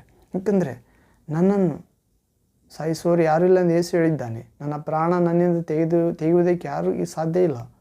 ನಾನೇ ಅದನ್ನು ಕೊಡುತ್ತೇನೆ, ಮರಳಿ ನಾನು ಅದನ್ನು ಪುನಃ ಪಡೆದುಕೊಳ್ಳುತ್ತೇನೆ ಎಂದು ಯೇಸು ಹೇಳಿದ್ದಾನೆ. ಹೀಗೆ ನಾವು ಯೋಹಾನ ಸುವಾರ್ತೆ 6ನೇ ಅಧ್ಯಾಯ 63ನೇ ವಾಕ್ಯದಿಂದ ಓದೋಣ ಪ್ರೇರೆ. John gospel chapter 6 verse 63 word onwards. ಇಲ್ಲಿ ಓದುವುದಾದರೆ, ಬದುಕಿಸುವಂಥದ್ದು ಆತ್ಮವೇ, ಮಾಂಸವು ಯಾವುದಕ್ಕೂ ಬರುವುದಿಲ್ಲ. ನಾನು ನಿಮಗೆ ಹೇಳಿರುವ ಮಾತುಗಳೇ ಆತ್ಮವಾಗಿಯೂ ಜೀವವಾಗಿಯೂ ಅವೆ. ಈಶ್ವರ ಹೇಳ್ತಿದ್ದಾನೆ ಇಲ್ಲಿ, ಬದುಕಿಸುವಂಥದ್ದು ಆತ್ಮವೇ ಹೊರತು ಮಾಂಸವು ಯಾವುದಕ್ಕೂ ಬರುವುದಿಲ್ಲ. ಬದುಕಿಸುವಂಥದ್ದು ಆತ್ಮ ಅಂತ ಪ್ರೇರೆ. ಆತ್ಮ ಅಂದರೆ ಅದು ದೇವರ ಆತ್ಮ ನಮ್ಮ ಆತ್ಮದೊಳಗೆ ಪ್ರವೇಶ ಆದಾಗ ಮಾತ್ರ ನಮ್ಮ ಆತ್ಮ ಬದುಕುತ್ತದೆ ಪ್ರೇರೆ. ಇಲ್ಲದಿದ್ದರೆ ಯೇಸು ಒಂದು ವಾಕ್ಯ ಹೇಳಿದ್ದಾನೆ, ಏನಂದರೆ ತಮ್ಮನ್ನು ಹಿಂಬಾಲಿಸ್ತಿದ್ದ ಶಿಷ್ಯರೆಲ್ಲ ಒಬ್ಬಾತ, ಸ್ವಾಮಿ ಅಪ್ಪಣೆ ಆದರೆ ನನ್ನ ತಂದೆಯ ಉತ್ತರ ಕ್ರಿಯೆಗಳನ್ನು ಮಾಡಿ ಬರುತ್ತೇನೆ ಎಂದು ಹೇಳಿದಾಗ, ಸತ್ತವರೇ ತಮ್ಮ ಸತ್ತು ಹೋದವರಲ್ಲಿ ಸಮಾಧಿ ಮಾಡಿಕೊಳ್ಳಲಿ, ನೀನಾದರೂ ನನ್ನನ್ನು ಹಿಂಬಾಲಿಸು, ದೇವರ ರಾಜ್ಯವನ್ನು ಸಾರು ಎಂದು ಹೇಳುತ್ತಿದ್ದಾನೆ. ಅಂದರೆ ಸತ್ತು ಹೋದವರೇ, ನನ್ನ ನಂಬಲಾರ್ದವರು ಸತ್ತೋತರ, ನನ್ನ ನಂಬಲಾರ್ದವರು ಇನ್ನೂ ಬದುಕಿನ ಎಂದುಕೊಳ್ಳುತ್ತಿದ್ದಾರೆ. ಅವರು ಕೂಡ ಸತ್ತೋದವರಲ್ಲಿ ಸಮಾಧಿ ಮಾಡಿಕೊಳ್ಳಲಿ. ನನ್ನ ಬಳಿಗೆ ಬಂದಿದ್ದೆಯಲ್ಲ, ನೀನು ಈಗ ತಾನೇ ಬದುಕಿದ್ದೆ, ನನ್ನನ್ನು ಹಿಂಬಾಲಿಸು ಎಂದು ಹೇಳ್ತಿದ್ದಾನೆ. ದೇವರ ರಾಜ್ಯ ಸಾರು, ಶಾಶ್ವತ ಜೀವನಕ್ಕೆ ಆಯ್ಕೆಯಾಗು ಎಂದು ಹೇಳ್ತಿದ್ದಾನೆ. ಹೌದು ಪ್ರೇರೆ. ಹೀಗೆ ಬದುಕಿಸುವಂಥದ್ದು ಆತ್ಮವೇ. ಹೌದು ಪ್ರೇರೆ. ನಾವು ಕೂಡ ದೇವರ ಆತ್ಮವನ್ನು ಕೇಳಬೇಕಾಗಿದೆ ಪ್ರಾರ್ಥನೆಯಲ್ಲಿ. ದೇವರ ಆತ್ಮವೇ ನಮ್ಮನ್ನು ಪರಲೋಕಕ್ಕೆ ಸೇರಿಸಲು ಸಂಚಕಾರವಾಗಿ ಕೊಟ್ಟಿರುವ ಆತ್ಮ ಆಗಿದೆ ಪ್ರೇರೆ. ನಮ್ಮ ಮೇಲೆ ಒತ್ತಲಾಗಿರುವ ಮುದ್ರೆಯಾಗಿದೆ. ಯಾರ ಮೇಲೆ ದೇವರ ಮುದ್ರೆ ಇದೆಯೋ ಅವರಿಗೆ ಅಪಾಯ ಮಾಡಬೇಡಿರೆಂದು ದುರಾತ್ಮಗಣಗಳಿಗಾಗಲಿ ದೇವದೂತರಿಗಾಗಲಿ ದೇವರ ಆಜ್ಞೆಯನ್ನು ನೆರವೇರಿಸುವ ದೇವದೂತರ ಮೂಲಕ ಉಂಟಾಗುವ ಅಪಾಯಗಳಿಗಾಗಲಿ ನಮ್ಮ ಮೇಲೆ ಅಧಿಕಾರ ಇಲ್ಲ ಪ್ರೇರೆ. ಕಾರಣ ದೇವರ ಆತ್ಮನ ಮುದ್ರೆ ಇರುವವರನ್ನು ಮುಟ್ಟಬೇಡಿರಿ. ಹೌದು, ಯಾಕಂದರೆ ಅವರು ದೇವರಲ್ಲಿ ಇದ್ದಾರೆ. ಹೀಗೆ ಬದುಕಿಸುವಂಥದ್ದು ಆತ್ಮವೇ, ಮಾಂಸವು ಯಾವುದಕ್ಕೂ ಬರುವುದಿಲ್ಲ. ನಾನು ನಿಮಗೆ ಹೇಳಿರುವ ಮಾತುಗಳೇ ಆತ್ಮವು ಜೀವವಾಗಿಯೂ ಇವೆ. ಯೇಸು ಹೇಳಿದ ಮಾತುಗಳು ಆತ್ಮ ಜೀವವಾಗಿವೆ ಪ್ರೇರೆ. ಹೌದು, ನಾವು ನೋಡಿದ್ದೆವು ಒಬ್ಬ ವಯಸ್ಸಾದಂಥ ಆ ದೇವ ವಾಕ್ಯ ಜ್ಞಾನವುಳ್ಳ ಪಂಡಿತ ಅಮೆರಿಕದ ಅಧ್ಯಕ್ಷನ ಕುರಿತು ಹೇಳ್ತಿದ್ದಾನೆ ಪ್ರಿಯರೇ, ರೊನಾಲ್ಡ್ ರೀಗನ್ ಎನ್ನುವ ವ್ಯಕ್ತಿಯ ಕುರಿತು. ಆ ರೊನಾಲ್ಡ್ ರೀಗನ್ ಹೇಳ್ತಿದ್ದಾನೆ, ಲೋಕದಲ್ಲಿ ನಾವು ಎದುರುಗೊಳ್ಳುವ ಸಮಸ್ಯೆಗಳಿಗೆಲ್ಲ ಪರಿಷ್ಕಾರ ಬೈಬಲ್ ಗ್ರಂಥದಲ್ಲಿ ಇದೆ. ಹೌದು, ಆ 2 ಅಟ್ಟಗಳ ಮಧ್ಯದಲ್ಲಿರುವ ಪೇಪರ್ಗಳಲ್ಲಿ ಪರಿಶುದ್ಧಾತ್ಮನ ಮೂಲಕ ದೇವರ ಪರಿಶುದ್ಧ ಜನರಿಂದ ರಚಿಸಲ್ಪಟ್ಟಿದೆ, ಬರೆಯಲ್ಪಟ್ಟಿದೆ. ಅದು ಎಷ್ಟೋ ಶ್ರೇಷ್ಠವಾಗಿ ಜ್ಞಾನಯುಕ್ತವಾಗಿ ನಮಗೆ ಸಲಹೆ ನೀಡುತ್ತಿದೆ. ಹೌದು ದೇವರ ಮಕ್ಕಳಿರ, ಆತನ ವಾಕ್ಯ ಶ್ರೇಷ್ಠ ಭೋಜನವಾಗಿ ನೀವು ಮಾಡಿಕೊಂಡಿರಿ ಅನುದಿನ ಎಂದು ಹೇಳ್ತಿದ್ದಾನೆ. ಲೌಕಿಕ ಆಹಾರ ಅಲ್ಲ, ಅದು ನಂತರ. ಹೌದು ಪ್ರೇರೆ, ಯೇಸು ಹೇಳಿದ್ದಾನೆ, ನನ್ನ ಬಳಿಗೆ ಬರುವವನಿಗೆ ಎಂದಿಗೂ ಹಸಿವೆ ಆಗುವುದಿಲ್ಲ, ನನ್ನಲ್ಲಿ ವಿಶ್ವಾಸ ಇಟ್ಟವರಿಗೆ ಎಂದಿಗೂ ನೀರಡಿಕೆ ಆಗುವುದಿಲ್ಲ ಎಂದು ಹೇಳ್ತಿದ್ದಾನೆ. ಆತನು ಸುಳ್ಳು ಹೇಳಿಲ್ಲ ಪ್ರೇರೆ, ಯಾಕಂದರೆ ಪ್ರಭುವಿನ ಮಾತುಗಳು ಜೀವವೂ ಆತ್ಮವೂ ಆಗಿವೆ. ಹೌದು ಪ್ರೇರೆ, ದೇಹಕ್ಕೆ ಜೀವ ನಿತ್ಯ ಮತ್ತು ಆತ್ಮಕ್ಕೆ ಪರಲೋಕ ಸಂಬಂಧವಾದ ಜೀವ. ಹೌದು, ಭೌತಿಕವಾಗಿ ಆತ್ಮಿಕವಾಗಿ ನಮ್ಮನ್ನು ರಕ್ಷಿಸುವಂಥದ್ದು ಯೇಸುವಿನ ವಾಕ್ಯ.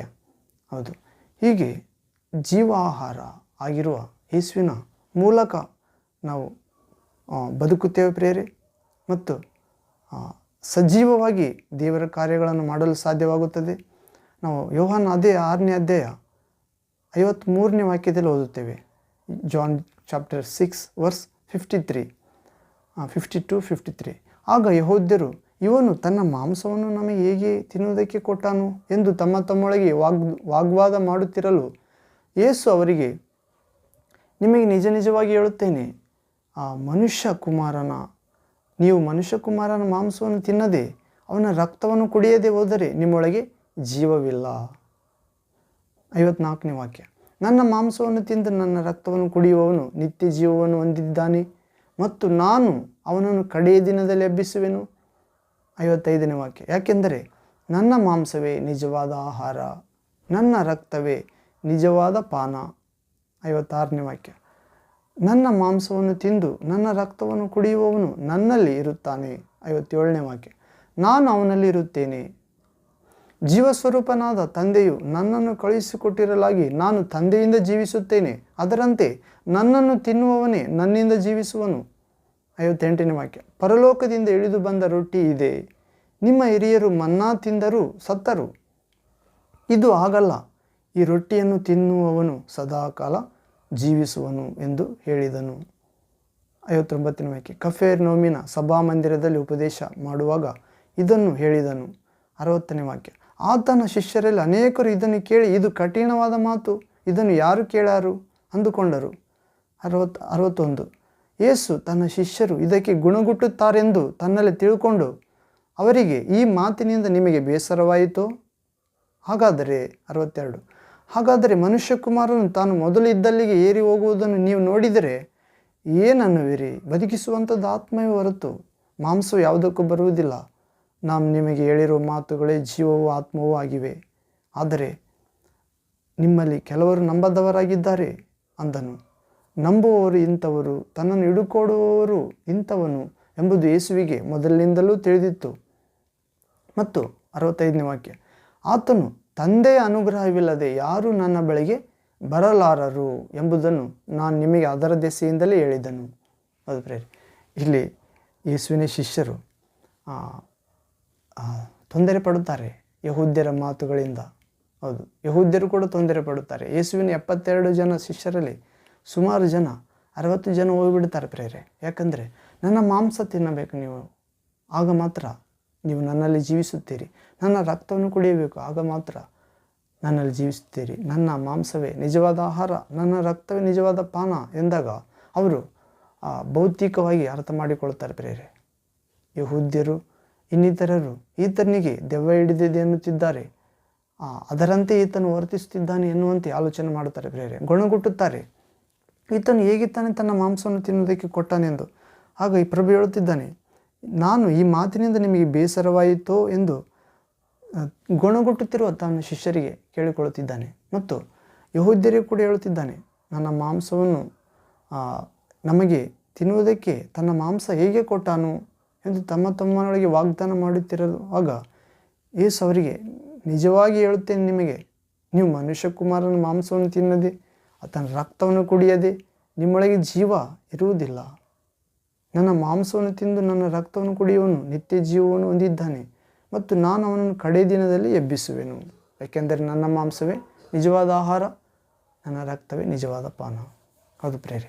ಕಾರಣ ನಮ್ಮ ರಕ್ತ ಮಾಂಸಗಳು ನಮ್ಮ ತಾಯಿ ಗರ್ಭದಲ್ಲಿ ನಮ್ಮ ಪಾಪದಿಂದ ಹುಟ್ಟಿದ್ದೇ ಪ್ರೇರೆ. ಆದ್ದರಿಂದ ನಮ್ಮ ಶರೀರ ಆತ್ಮ ನೂತನ ಸೃಷ್ಟಿಯಾಗಿ ಮಾಡಲೆಂದೇ ಆ ಪಾಪವಿಲ್ಲದೆ ಪರಲೋಕದಿಂದ ಭೂಲೋಕದಲ್ಲಿ ಪ್ರತ್ಯಕ್ಷ ಆದ ಪ್ರಭು ನಮ್ಮನ್ನು ತನ್ನಂತೆ ಮಾರ್ಪಡಿಸಲು ಶರೀರ ರಕ್ತಗಳಲ್ಲಿ ತನ್ನ ದೇಹನ್ನೇ ರೊಟ್ಟಿಯ ರೂಪದಲ್ಲಿ ತಿನ್ನಿರಿ, ತನ್ನ ರಕ್ತವನ್ನೇ ದ್ರಾಕ್ಷಾರಸ ಪಾನದ ರೂಪದಲ್ಲಿ ತೆಗೆದುಕೊಳ್ಳಿರಿ ಎಂದು ಹೇಳುತ್ತಿದ್ದಾನೆ. ಹೌದು, ಅದು ವಿಶ್ವಾಸದ ಮೂಲಕವಾಗಿ ದೇಹವಾಗಿ ಮಾಂಸವಾಗಿ ರಕ್ತವಾಗಿ ಮಾರ್ಪಡುತ್ತದೆ. ಆದರೆ ಶಿಷ್ಯರಾದರೂ ಯೇಸುವಿಗೆ ಮುಂಚೆಯೇ ಬೇರೆ ಆಲೋಚನೆ ಮಾಡಿಕೊಂಡು ಗುಣಗುಟ್ಟಿದ್ರು ಪ್ರೇರೆ. ಆದರೆ ಯೇಸು ತಿಳಿದುಕೊಂಡಿದ್ದ ಗುಣಗುಟ್ಟುವವರು ಯಾರು, ನಂಬದವರು ಯಾರು, ತನ್ನನ್ನು ಹಿಡ್ಕೊಡುವವರು ಯಾರು ಎಂದು ಮೊದಲಿನಿಂದ ಪ್ರಭುವಿಗೆ ಗೊತ್ತಿತ್ತು. ಮತ್ತು ತಂದೆಯಾದ ದೇವರು ಅನುಗ್ರಹವಿಲ್ಲದೆ ಯಾರೂ ನನ್ನ ಬಳಿಗೆ ಬರುವುದಿಲ್ಲ, ನನ್ನ ಶಿಷ್ಯರಾಗಲು ಸಾಧ್ಯವಿಲ್ಲ, ನನ್ನ ಕುರಿಗಳಾಗಲು ಸಾಧ್ಯವಿಲ್ಲ ಎಂದು ಆ ದೆಸೆಯಿಂದಲೇ ನಿಮಗೆ ಹೇಳಿದ್ದೇನು ಎಂದು ಅವರಿಗೆ ಹೇಳುತ್ತಿದ್ದಾನೆ ಪ್ರೇರೆ. ಹೌದು, ಇವತ್ತಿಗೂ ಕೂಡ ಅನೇಕರು ಯೇಸುವನ್ನು ವಿಶ್ವಾಸದರೆ ಸೇವೆ ಮಾಡುತ್ತಾರೆ ಮತ್ತು ಗುಂಪಾಗಿ ಶಿಷ್ಯರಾಗುತ್ತಾರೆ. ಆದರೂ ಕೂಡ ಅವರಿಗೂ ಕೂಡ ಇದೇ ವರ್ತಿಸ್ತದೆ ಪ್ರೇರೆ. ತಂದೆ ಅನುಗ್ರಹವಿಲ್ಲದೆ ಯಾರೂ ಬರುವುದಿಲ್ಲ. ಒಂದು ವೇಳೆ ನನ್ನ ಬಳಿಗೆ ಬರುವುದಿಲ್ಲ ತಂದೆ ಅನುಗ್ರಹವಿಲ್ಲದೆ. ಮತ್ತು ಅವರು ಗುಣಗುಟ್ಟುವುದಾದರೆ ಸರಿಯಾಗಿ ವಾಕ್ಯವನ್ನು ಅರ್ಥಕೊಂಡಿಲ್ಲ. ಹೌದು ಪ್ರೇರೆ. ಹೀಗೆ ನಾವು ಇನ್ನೊಂದು ವಾಕ್ಯ ನೋಡುವುದಾದರೆ ಪ್ರೇರೆ, ಯೋಹಾನ ಸುವಾರ್ತೆ ಅದೇ 6ನೇ ಅಧ್ಯಾಯ 44ನೇ ವಾಕ್ಯದಲ್ಲಿ ಜಾನ್ ಗಾಸ್ಪಲ್ 6:44 ನನ್ನನ್ನು ಕಳುಹಿಸಿಕೊಟ್ಟಂಥ ತಂದೆಯು ಎಳೆದ ಹೊರತು ಯಾವನು ನನ್ನ ಬಳಿಗೆ ಬರಲಾರನು ಮತ್ತು ನಾನು ಅವನನ್ನು ಕಡೆಯ ದಿನದಲ್ಲಿ ಎಬ್ಬಿಸುವೆನು. ಆ ಶಿಷ್ಯರಿಗೆ ಹೇಳುತ್ತಿದ್ದಾನೆ ಪ್ರೇರೆ. ಮೊದಲೇ ಹೇಳಿದ್ದಾನೆ, ನನ್ನನ್ನು ಕಳಿಸಿಕೊಟ್ಟ ತಂದೆಯು ಎಳೆದ ಹೊರತು ಆಕರ್ಷಿಸದ ಹೊರತು ಈತನು ಲೋಕರಕ್ಷಕನು, ಈತನು ಎಲ್ಲ ಮಾನವರ ಪಾಪ ಪರಿಹಾರ ಮಾಡಲು ಬಂದಿದ್ದಾನೆ ಮತ್ತು ಆತನಲ್ಲಿ ವಿಶ್ವಾಸ ಇಡುವ ಪ್ರತಿಯೊಬ್ಬರಿಗೆ ಅವರವರ ಪಾಪಗಳಿಂದ ರಕ್ಷಿಸಿ ಕಾಯುತ್ತಾನೆ ಎಂದು ತಂದೆಯಾದ ದೇವರು ಯೇಸು ಕ್ರಿಸ್ತನ ಬಳಿಗೆ ಕಳುಹಿಸಿಕೊಟ್ಟದ ಹೊರತು ತಂದೆ ನನ್ನ ಬಳಿಗೆ ಕಳುಹಿಸಿಕೊಟ್ಟ ಅಂಥ ತಂದೆಯು ಎಳೆಯದ ಹೊರತು ಯಾವನು ನನ್ನ ಬಳಿಗೆ ಬರಲಾರನು ಮತ್ತು ನಾನು ಅವನನ್ನು ಕಡೆ ದಿನದಲ್ಲಿ ಎಬ್ಬಿಸುವೆನು. ಯೇಸು ಹೇಳುತ್ತಿದ್ದಾನೆ ಪ್ರೇರೆ, ನೀವು ತಂದೆ ಕಳಿಸಿದ್ದರೆ ನನ್ನ ಬಳಿಗೆ ಬರುವುದಿಲ್ಲ ಮತ್ತು ನನ್ನ ಬಳಿಗೆ ಬಂದವರನ್ನು ನಾನು ಕಡೆ ದಿನದಲ್ಲಿ ಎಬ್ಬಿಸುತ್ತೇನೆ. ನೀವು ಗುಣಗುಟ್ಟುವುದಾದರೆ, ನೀವು ನನ್ನ ಕುರಿತು ತಪ್ಪಾಗಿ ಅರ್ಥ ಮಾಡಿಕೊಳ್ಳುವುದಾದರೆ ತಂದೆ ನಿಮ್ಮನ್ನು ಕಳಿಸಿಕೊಟ್ಟಿಲ್ಲ ಮತ್ತು ನಾನು ನಿಮ್ಮನ್ನು ಕಡೆ ದಿನದಲ್ಲಿ ಜೀವಕ್ಕೆ ಎಬ್ಬಿಸುವುದಿಲ್ಲ ಎಂದರ್ಥ ಪ್ರೇರೆ. ಹೀಗೆ ನಾವು ತಂದೆ ಕಳಿಸಿಕೊಟ್ಟವರಾಗಿ, ತಂದೆ ಎಳೆದು ದೇವಕುಮಾರನ ಕಡೆ ಕಳಿಸಲ್ಪಟ್ಟವರಾಗಿ ವಿಶ್ವಾಸ ಬೇಕಾಗಿದೆ ಪ್ರೇರೆ. ಮತ್ತು ಕಡೆ ದಿನದಲ್ಲಿ ಜೀವಕ್ಕೆ ಎಬ್ಬಿಸಲ್ಪಡಬೇಕಾಗಿದೆ ಪ್ರಭುವಿನಿಂದ.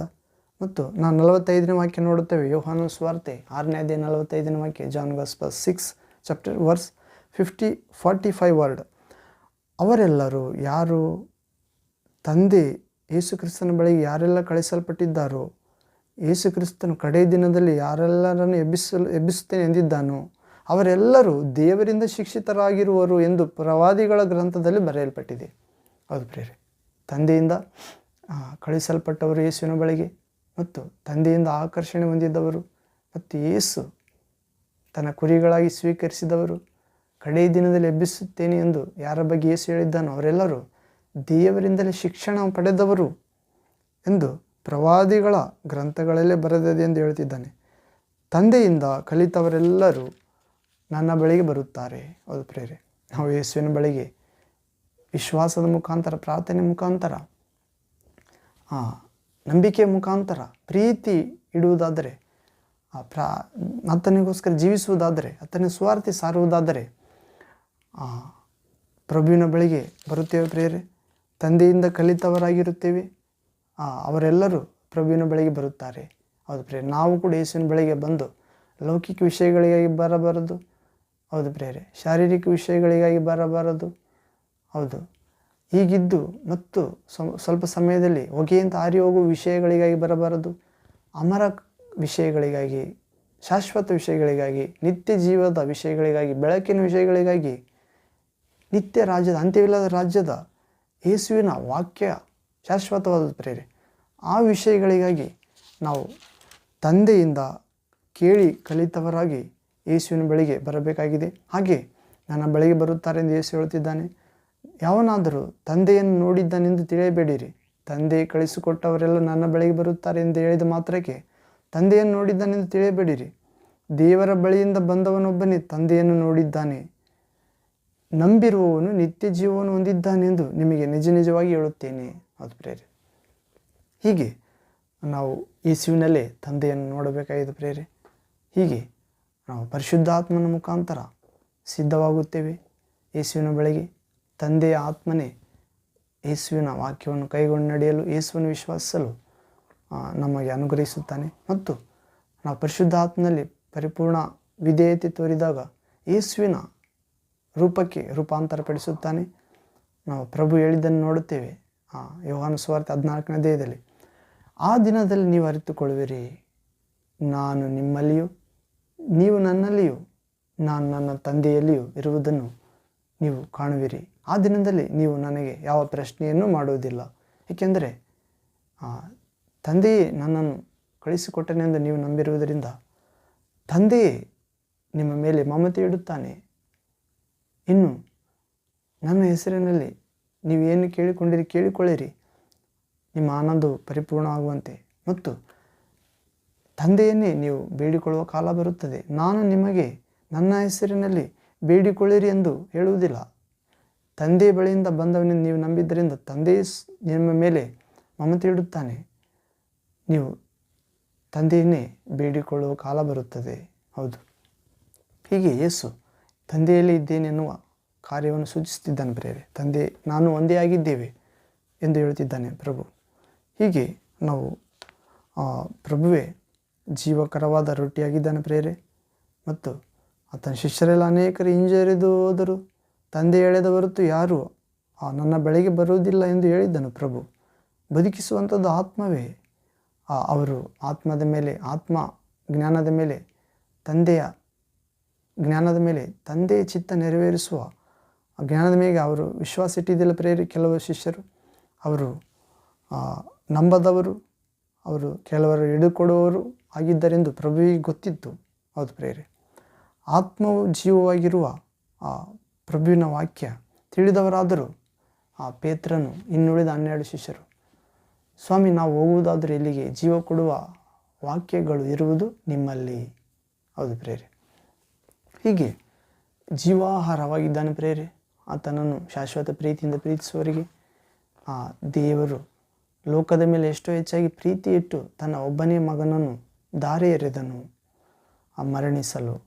ಲೋಕದ ಮಾನವರ ಪಾಪ ಅವಳನ್ನು ಹೊತ್ತುಕೊಂಡು ಹೋಗುವ ದೇವರ ಕುರಿಮರಿಯಾಗಿ ಕಳಿಸಲ್ಪಟ್ಟನು. ಆತನಲ್ಲಿ ವಿಶ್ವಾಸ ಇಡುವ ಯಾರೋ ಒಬ್ಬರು ನರಕಕ್ಕೆ ಹೋಗದೆ ಪರಲೋಕಕ್ಕೆ, ಸ್ವರ್ಗಕ್ಕೆ ಹೋಗಬೇಕೆಂಬುದೇ ಅದಕ್ಕಾಗಿ ವಿಶ್ವಾಸ ಇಡುವವರಿಗೆ ಆತನನ್ನು ಕಳಿಸಿಕೊಟ್ಟಿದ್ದಾನೆ ಪ್ರೇರೆ. ಯಾರು ಆತನಲ್ಲಿ ವಿಶ್ವಾಸ ಇಡಲಿಲ್ಲ ಅವರಿಗೆ ತೀರ್ಪಾಯಿತು. ಏನೆಂದು? ನರಕ. ಅದು ಪ್ರೇರೆ. ಯಾಕೆಂದರೆ ಬೆಳಕು ಈ ಲೋಕಕ್ಕೆ ಬಂದಿದ್ದರು, ಬೆಳಕಿಗಿಂತ ಹೆಚ್ಚಾಗಿ ಕತ್ತಲೆಯನ್ನೇ ಅವರು ಪ್ರೀತಿಸಿದರು. ಹೌದು ಪ್ರೇರೆ. ನಾವಾದರೂ ಬೆಳಕಾದ ಯೇಸುವಿನಲ್ಲಿ ವಿಶ್ವಾಸ ಇಟ್ಟಿದ್ದೇವೆ ಪ್ರೇರೆ. ನಮ್ಮ ವಿಶ್ವಾಸ ಪರಿಪೂರ್ಣ ಆಗುವ ಮಟ್ಟಿಗೆ ನಾವು ಮುಂದುವರಿಯಬೇಕಾಗಿದೆ ಪ್ರೇರೆ. ಪ್ರಭು ಬೇಗ ಬರುತ್ತಿದ್ದಾನೆ. ಆದ್ದರಿಂದ ನಾವು ಭಯಭಕ್ತಿಯಿಂದ ಆ ಪ್ರಭುವಿನ ಬರೋಣವನ್ನು, ಲೋಕಾಂತ್ಯವನ್ನು ಭಯಭಕ್ತಿಯಿಂದ ಎದುರು ನೋಡಬೇಕಾಗಿದೆ. ಮತ್ತು ಪ್ರಭುವಿನ ಪ್ರಧಾನ ದೂತನ ತುತ್ತೂರಿ ಗೈಯುವಾಗ ಪ್ರಭುವೇ ಪರಲೋಕದಿಂದ ಇಳಿದು ಬರುತ್ತಾನೆ. ಆತನು ತನ್ನಲ್ಲಿ ಭಯಭಕ್ತಿಯುಳ್ಳ ಪ್ರತಿಯೊಬ್ಬರನ್ನು ನಿದ್ರಿಸುತ್ತಿರುವ, ಅಂದರೆ ಸಮಾಧಿಯಲ್ಲಿರುವ ಪ್ರತಿಯೊಬ್ಬ ಮಗ ಮಗಳನ್ನು ಎಬ್ಬಿಸಿ ಮಹಿಮ ಶರೀರ ದಯಪಾಲಿಸಿ ತೆಗೆದುಕೊಂಡು ಹೋಗ್ತಾನೆ. ತನ್ನ ದೂತರನ್ನು ಲೋಕದ ಸಮಸ್ತ ದಿಕ್ಕುಗಳಿಗೆ ಕಳುಹಿಸಿ ಪ್ರಭುವಿನಲ್ಲಿ ನಿದ್ರಿಸುತ್ತಿರುವ ಪ್ರತಿಯೊಬ್ಬ ಮಗ ಮಗಳನ್ನು ಎಬ್ಬಿಸುತ್ತಾರೆ ಪ್ರೇರೆ. ಕಣ್ಣು ರೆಪ್ಪೆ ಬಡಿಯವರೊಳಗೆ ಎದ್ದು ಮಹಿಮ ಶರೀರ ಧರಿಸಿ ಮಧ್ಯಾಕಾಶದ ಮುಖಾಂತರ ತಂದೆ ಯೇಸು ಕ್ರಿಸ್ತನ ಮುಖಾಂತರ ಬೆಳಕಿನ ರಾಜ್ಯಕ್ಕೆ ಪ್ರವೇಶ ಆಗುತ್ತಾರೆ ಪ್ರೇರೆ. ಇಂಥ ಮಾತುಗಳಿಂದ ನಾವು ಪ್ರಭುವಿನೊಂದಿಗೆ ಸದಾ ಕಾಲ ಇರುತ್ತೇವೆ ಎನ್ನುವ ಮಾತುಗಳಿಂದ ಒಬ್ಬರನ್ನೊಬ್ಬರು ಸಂತೈಸಿಕೊಳ್ಳಿರೆಂದು ಥೆಸಲೋನಿಕ 1ನೇ ಪತ್ರಿಕೆ 4ನೇ ಅಧ್ಯಾಯದಲ್ಲಿ ಓದುತ್ತೇವೆ. ಪೌಲನು ನುಡಿಯದಿರುವುದನ್ನು. ಹೌದು ಪ್ರೇರೆ, ಇದು ಸತ್ಯ. ಹೀಗೆ ಜೀವಾಹಾರವಾಗಿದ್ದಾನೆ ಪ್ರೇರೆ ಪ್ರಭು. ಹೌದು, ಅಂತ ಜೀವಾಹಾರ ಆಗಿರುವ ಪ್ರಭು ತನ್ನ ವಾಕ್ಯಗಳಿಂದ ಅನುದಿನ ನಮ್ಮನ್ನು ಪೋಷಿಸುತ್ತಾನೆ ಪ್ರಿಯರೇ. ನಾವು ಪ್ರಕಟಣೆ ಗ್ರಂಥದಲ್ಲಿ ನೋಡುತ್ತೇವೆ, ಈ ಪುಸ್ತಕದಲ್ಲಿ ಬರೆದಿರುವುದನ್ನು ಓದುವವನು, ಕೇಳಿಸಿಕೊಳ್ಳುವವನು, ಕೈಗೊಂಡು ನಡೆಯುವವರು ಮೂವರು ಧನ್ಯರು. ಹೌದು ಪ್ರಿಯರೇ.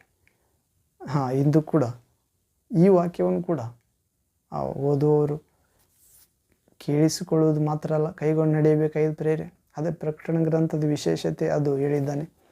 ಇದು ಕೂಡ ಕೇಳಿಸಿಕೊಳ್ಳೋದು ಉತ್ತಮವೇ, ಕೈಗೊಂಡು ನಡೆಯುವುದು ಇನ್ನೂ ಉತ್ತಮ ಪ್ರಿಯರೇ. ಹೌದು, ಹೀಗೆ ನಾವು ಬೈಬಲ್ ಜೀವಾಹಾರವಾಗಿದೆ ಪ್ರಿಯರೇ, ದೇವರ ವಾಕ್ಯ. ಯೇಸುವೆ ದೇವರ ಸ್ವರವಾಗಿದ್ದಾನೆ, ಅದೃಶ್ಯ ದೇವರ ಸಾದೃಶ್ಯ ರೂಪ, ಸರ್ವ ಸೃಷ್ಟಿಗೆ ಜ್ಯೇಷ್ಠ ಪುತ್ರ, ಆಗಲೆಲ್ಲದರಲ್ಲಿ ಅಗ್ರಸ್ಥ, ಸತ್ತವರೊಳಗಿಂದ ಮೊದಲೆದ್ದು ಬಂದಾತ, ಆದಿಸಂಭೂತ, ಆತನಲ್ಲಿ ಇರಿಸಲು ನಿರ್ಧರಿಸಿದನು. ಸೃಷ್ಟಿಕರ್ತ ತಂದೆಯಾದ ದೇವರು ತನ್ನ ದೈವತ್ವದ ಸಂಪೂರ್ಣತೆ ಅವತರಿಸಿ ವಾಸ ಮಾಡುವಂತೆ.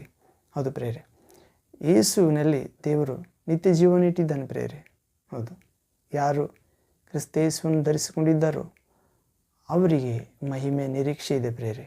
ಕಣ್ಣು ಕಾಣದ, ಕಿವಿ ಕೇಳದ, ಮಾನವ ಹೃದಯ ಗ್ರಹಿಸದ ಅತಿಶಯ ಆನಂದಗಳನ್ನು ಪರಲೋಕದಲ್ಲಿ ದೇವರು ಯೇಸು ಕ್ರಿಸ್ತನಲ್ಲಿ ವಿಶ್ವಾಸಿಟ್ಟು ಸಂಪೂರ್ಣ ಕೊನೆಯವರೆಗೆ ತಾಳಿಕೊಂಡಿರುವವನು ರಕ್ಷಣೆ ಹೊಂದುತ್ತಾನೆ ಎನ್ನುವಂತೆ ಕಡೆಯವರೆಗೆ ಪ್ರಭುವಿನಲ್ಲಿರುವವರಿಗೆ ಆನಂದ ಸಿದ್ಧ ಮಾಡಿಟ್ಟಿದ್ದಾನೆ ಪ್ರಿಯರೇ. ಪರಲೋಕದ ಐಶ್ವರ್ಯ ಸಿದ್ಧ ಮಾಡಿಟ್ಟಿದ್ದಾನೆ. ಹೌದು, ಜೀವ ಮರದ ವೃಕ್ಷದ ಹಣ್ಣುಗಳನ್ನು ಸಿದ್ಧ ಮಾಡಿ ಇಟ್ಟಿದ್ದಾನೆ ಪ್ರಿಯರೇ. ಹಾಗೂ ನಮಗೆ ತಿಳಿಯದ, ಹೀಗೂ ಕೂಡ ಇರುತ್ತವೆ ಎಂದು ಅರಿಯದ ಅಂಶಗಳನ್ನು ರೆಡಿ ಮಾಡಿ ಇಟ್ಟಿದ್ದಾನೆ ಪ್ರಿಯರೇ. ಹೌದು, ಅಳಿದು ಹೋಗುವ ಲೋಕದ ಸುಖಗಳೇ ಎಷ್ಟು ಚೆನ್ನಾಗಿ ಕಾಣುತ್ತಿರುವಾಗ ದೇಹಕ್ಕೆ ಅಳಿಯಲಾರದ ಜೀವನದಲ್ಲಿ, ಹೌದು ಪ್ರಿಯರೇ, ಯಾರ್ಯಾರು ತ್ಯಾಗ ಮಾಡಿದ್ದಾರೋ ಅವರಿಗೆಲ್ಲ ಬಹುಮಾನವಾಗಿ ಇಡಲ್ಪಟ್ಟಿವೆ ಪ್ರಿಯರೇ ಅನೇಕ ವಿಷಯಗಳು. ಹೌದು, ಎಲ್ಲ ಮಹಿಮೆ ಪ್ರಭುವಿಗೆ ಸಲ್ಲಿಸಬೇಕಾಗಿದೆ. ಪ್ರಭುವಿನಲ್ಲಿ ನಾವು ನಮ್ಮ ಸುಖವನ್ನು ಕಾಣಬೇಕಾಗಿದೆ. ಭಕ್ತ ದಾವೀದನು ಹೇಳಿದಂತೆ 16ನೇ ಕೀರ್ತನೆಯಲ್ಲಿ, ನನ್ನ ಸುಖವು ನಿನ್ನಲ್ಲಿಯೇ ಹೊರತು ಬೇರೆ ಎಲ್ಲಿ ಇಲ್ಲ ಎಂತಲೂ ಹೇಳಿದೆನು ಎಂದು ಭಕ್ತ ದಾವೀದ ಹೇಳುತ್ತಿದ್ದಾನೆ. ಇಂಥವರೇ ನನ್ನ ಸುಖ ದೇವರಲ್ಲಿಯೇ ಇದೆ ಹೊರತು ಎಲ್ಲಿಯೂ ಇಲ್ಲ, ಯಾವ ವಸ್ತುಗಳಲ್ಲಿ, ವ್ಯಕ್ತಿಗಳಲ್ಲಿಲ್ಲ. ಹಣ, ಹೆಣ್ಣು, ಹೊನ್ನು, ಮಣ್ಣು, ಹೌದು ಪ್ರಿಯರೇ, ವಸ್ತು, ಇವುಗಳಲ್ಲಿ ಇಲ್ಲ ನನ್ನ ಸುಖ ಎನ್ನುವ ಭಕ್ತನೇ ಭೂಲೋಕದಲ್ಲಿರುವ ಎಲ್ಲ ಭಕ್ತರೊಳಗೆ ಶ್ರೇಷ್ಠರಾದವರು ದೇವರಿಗೆ.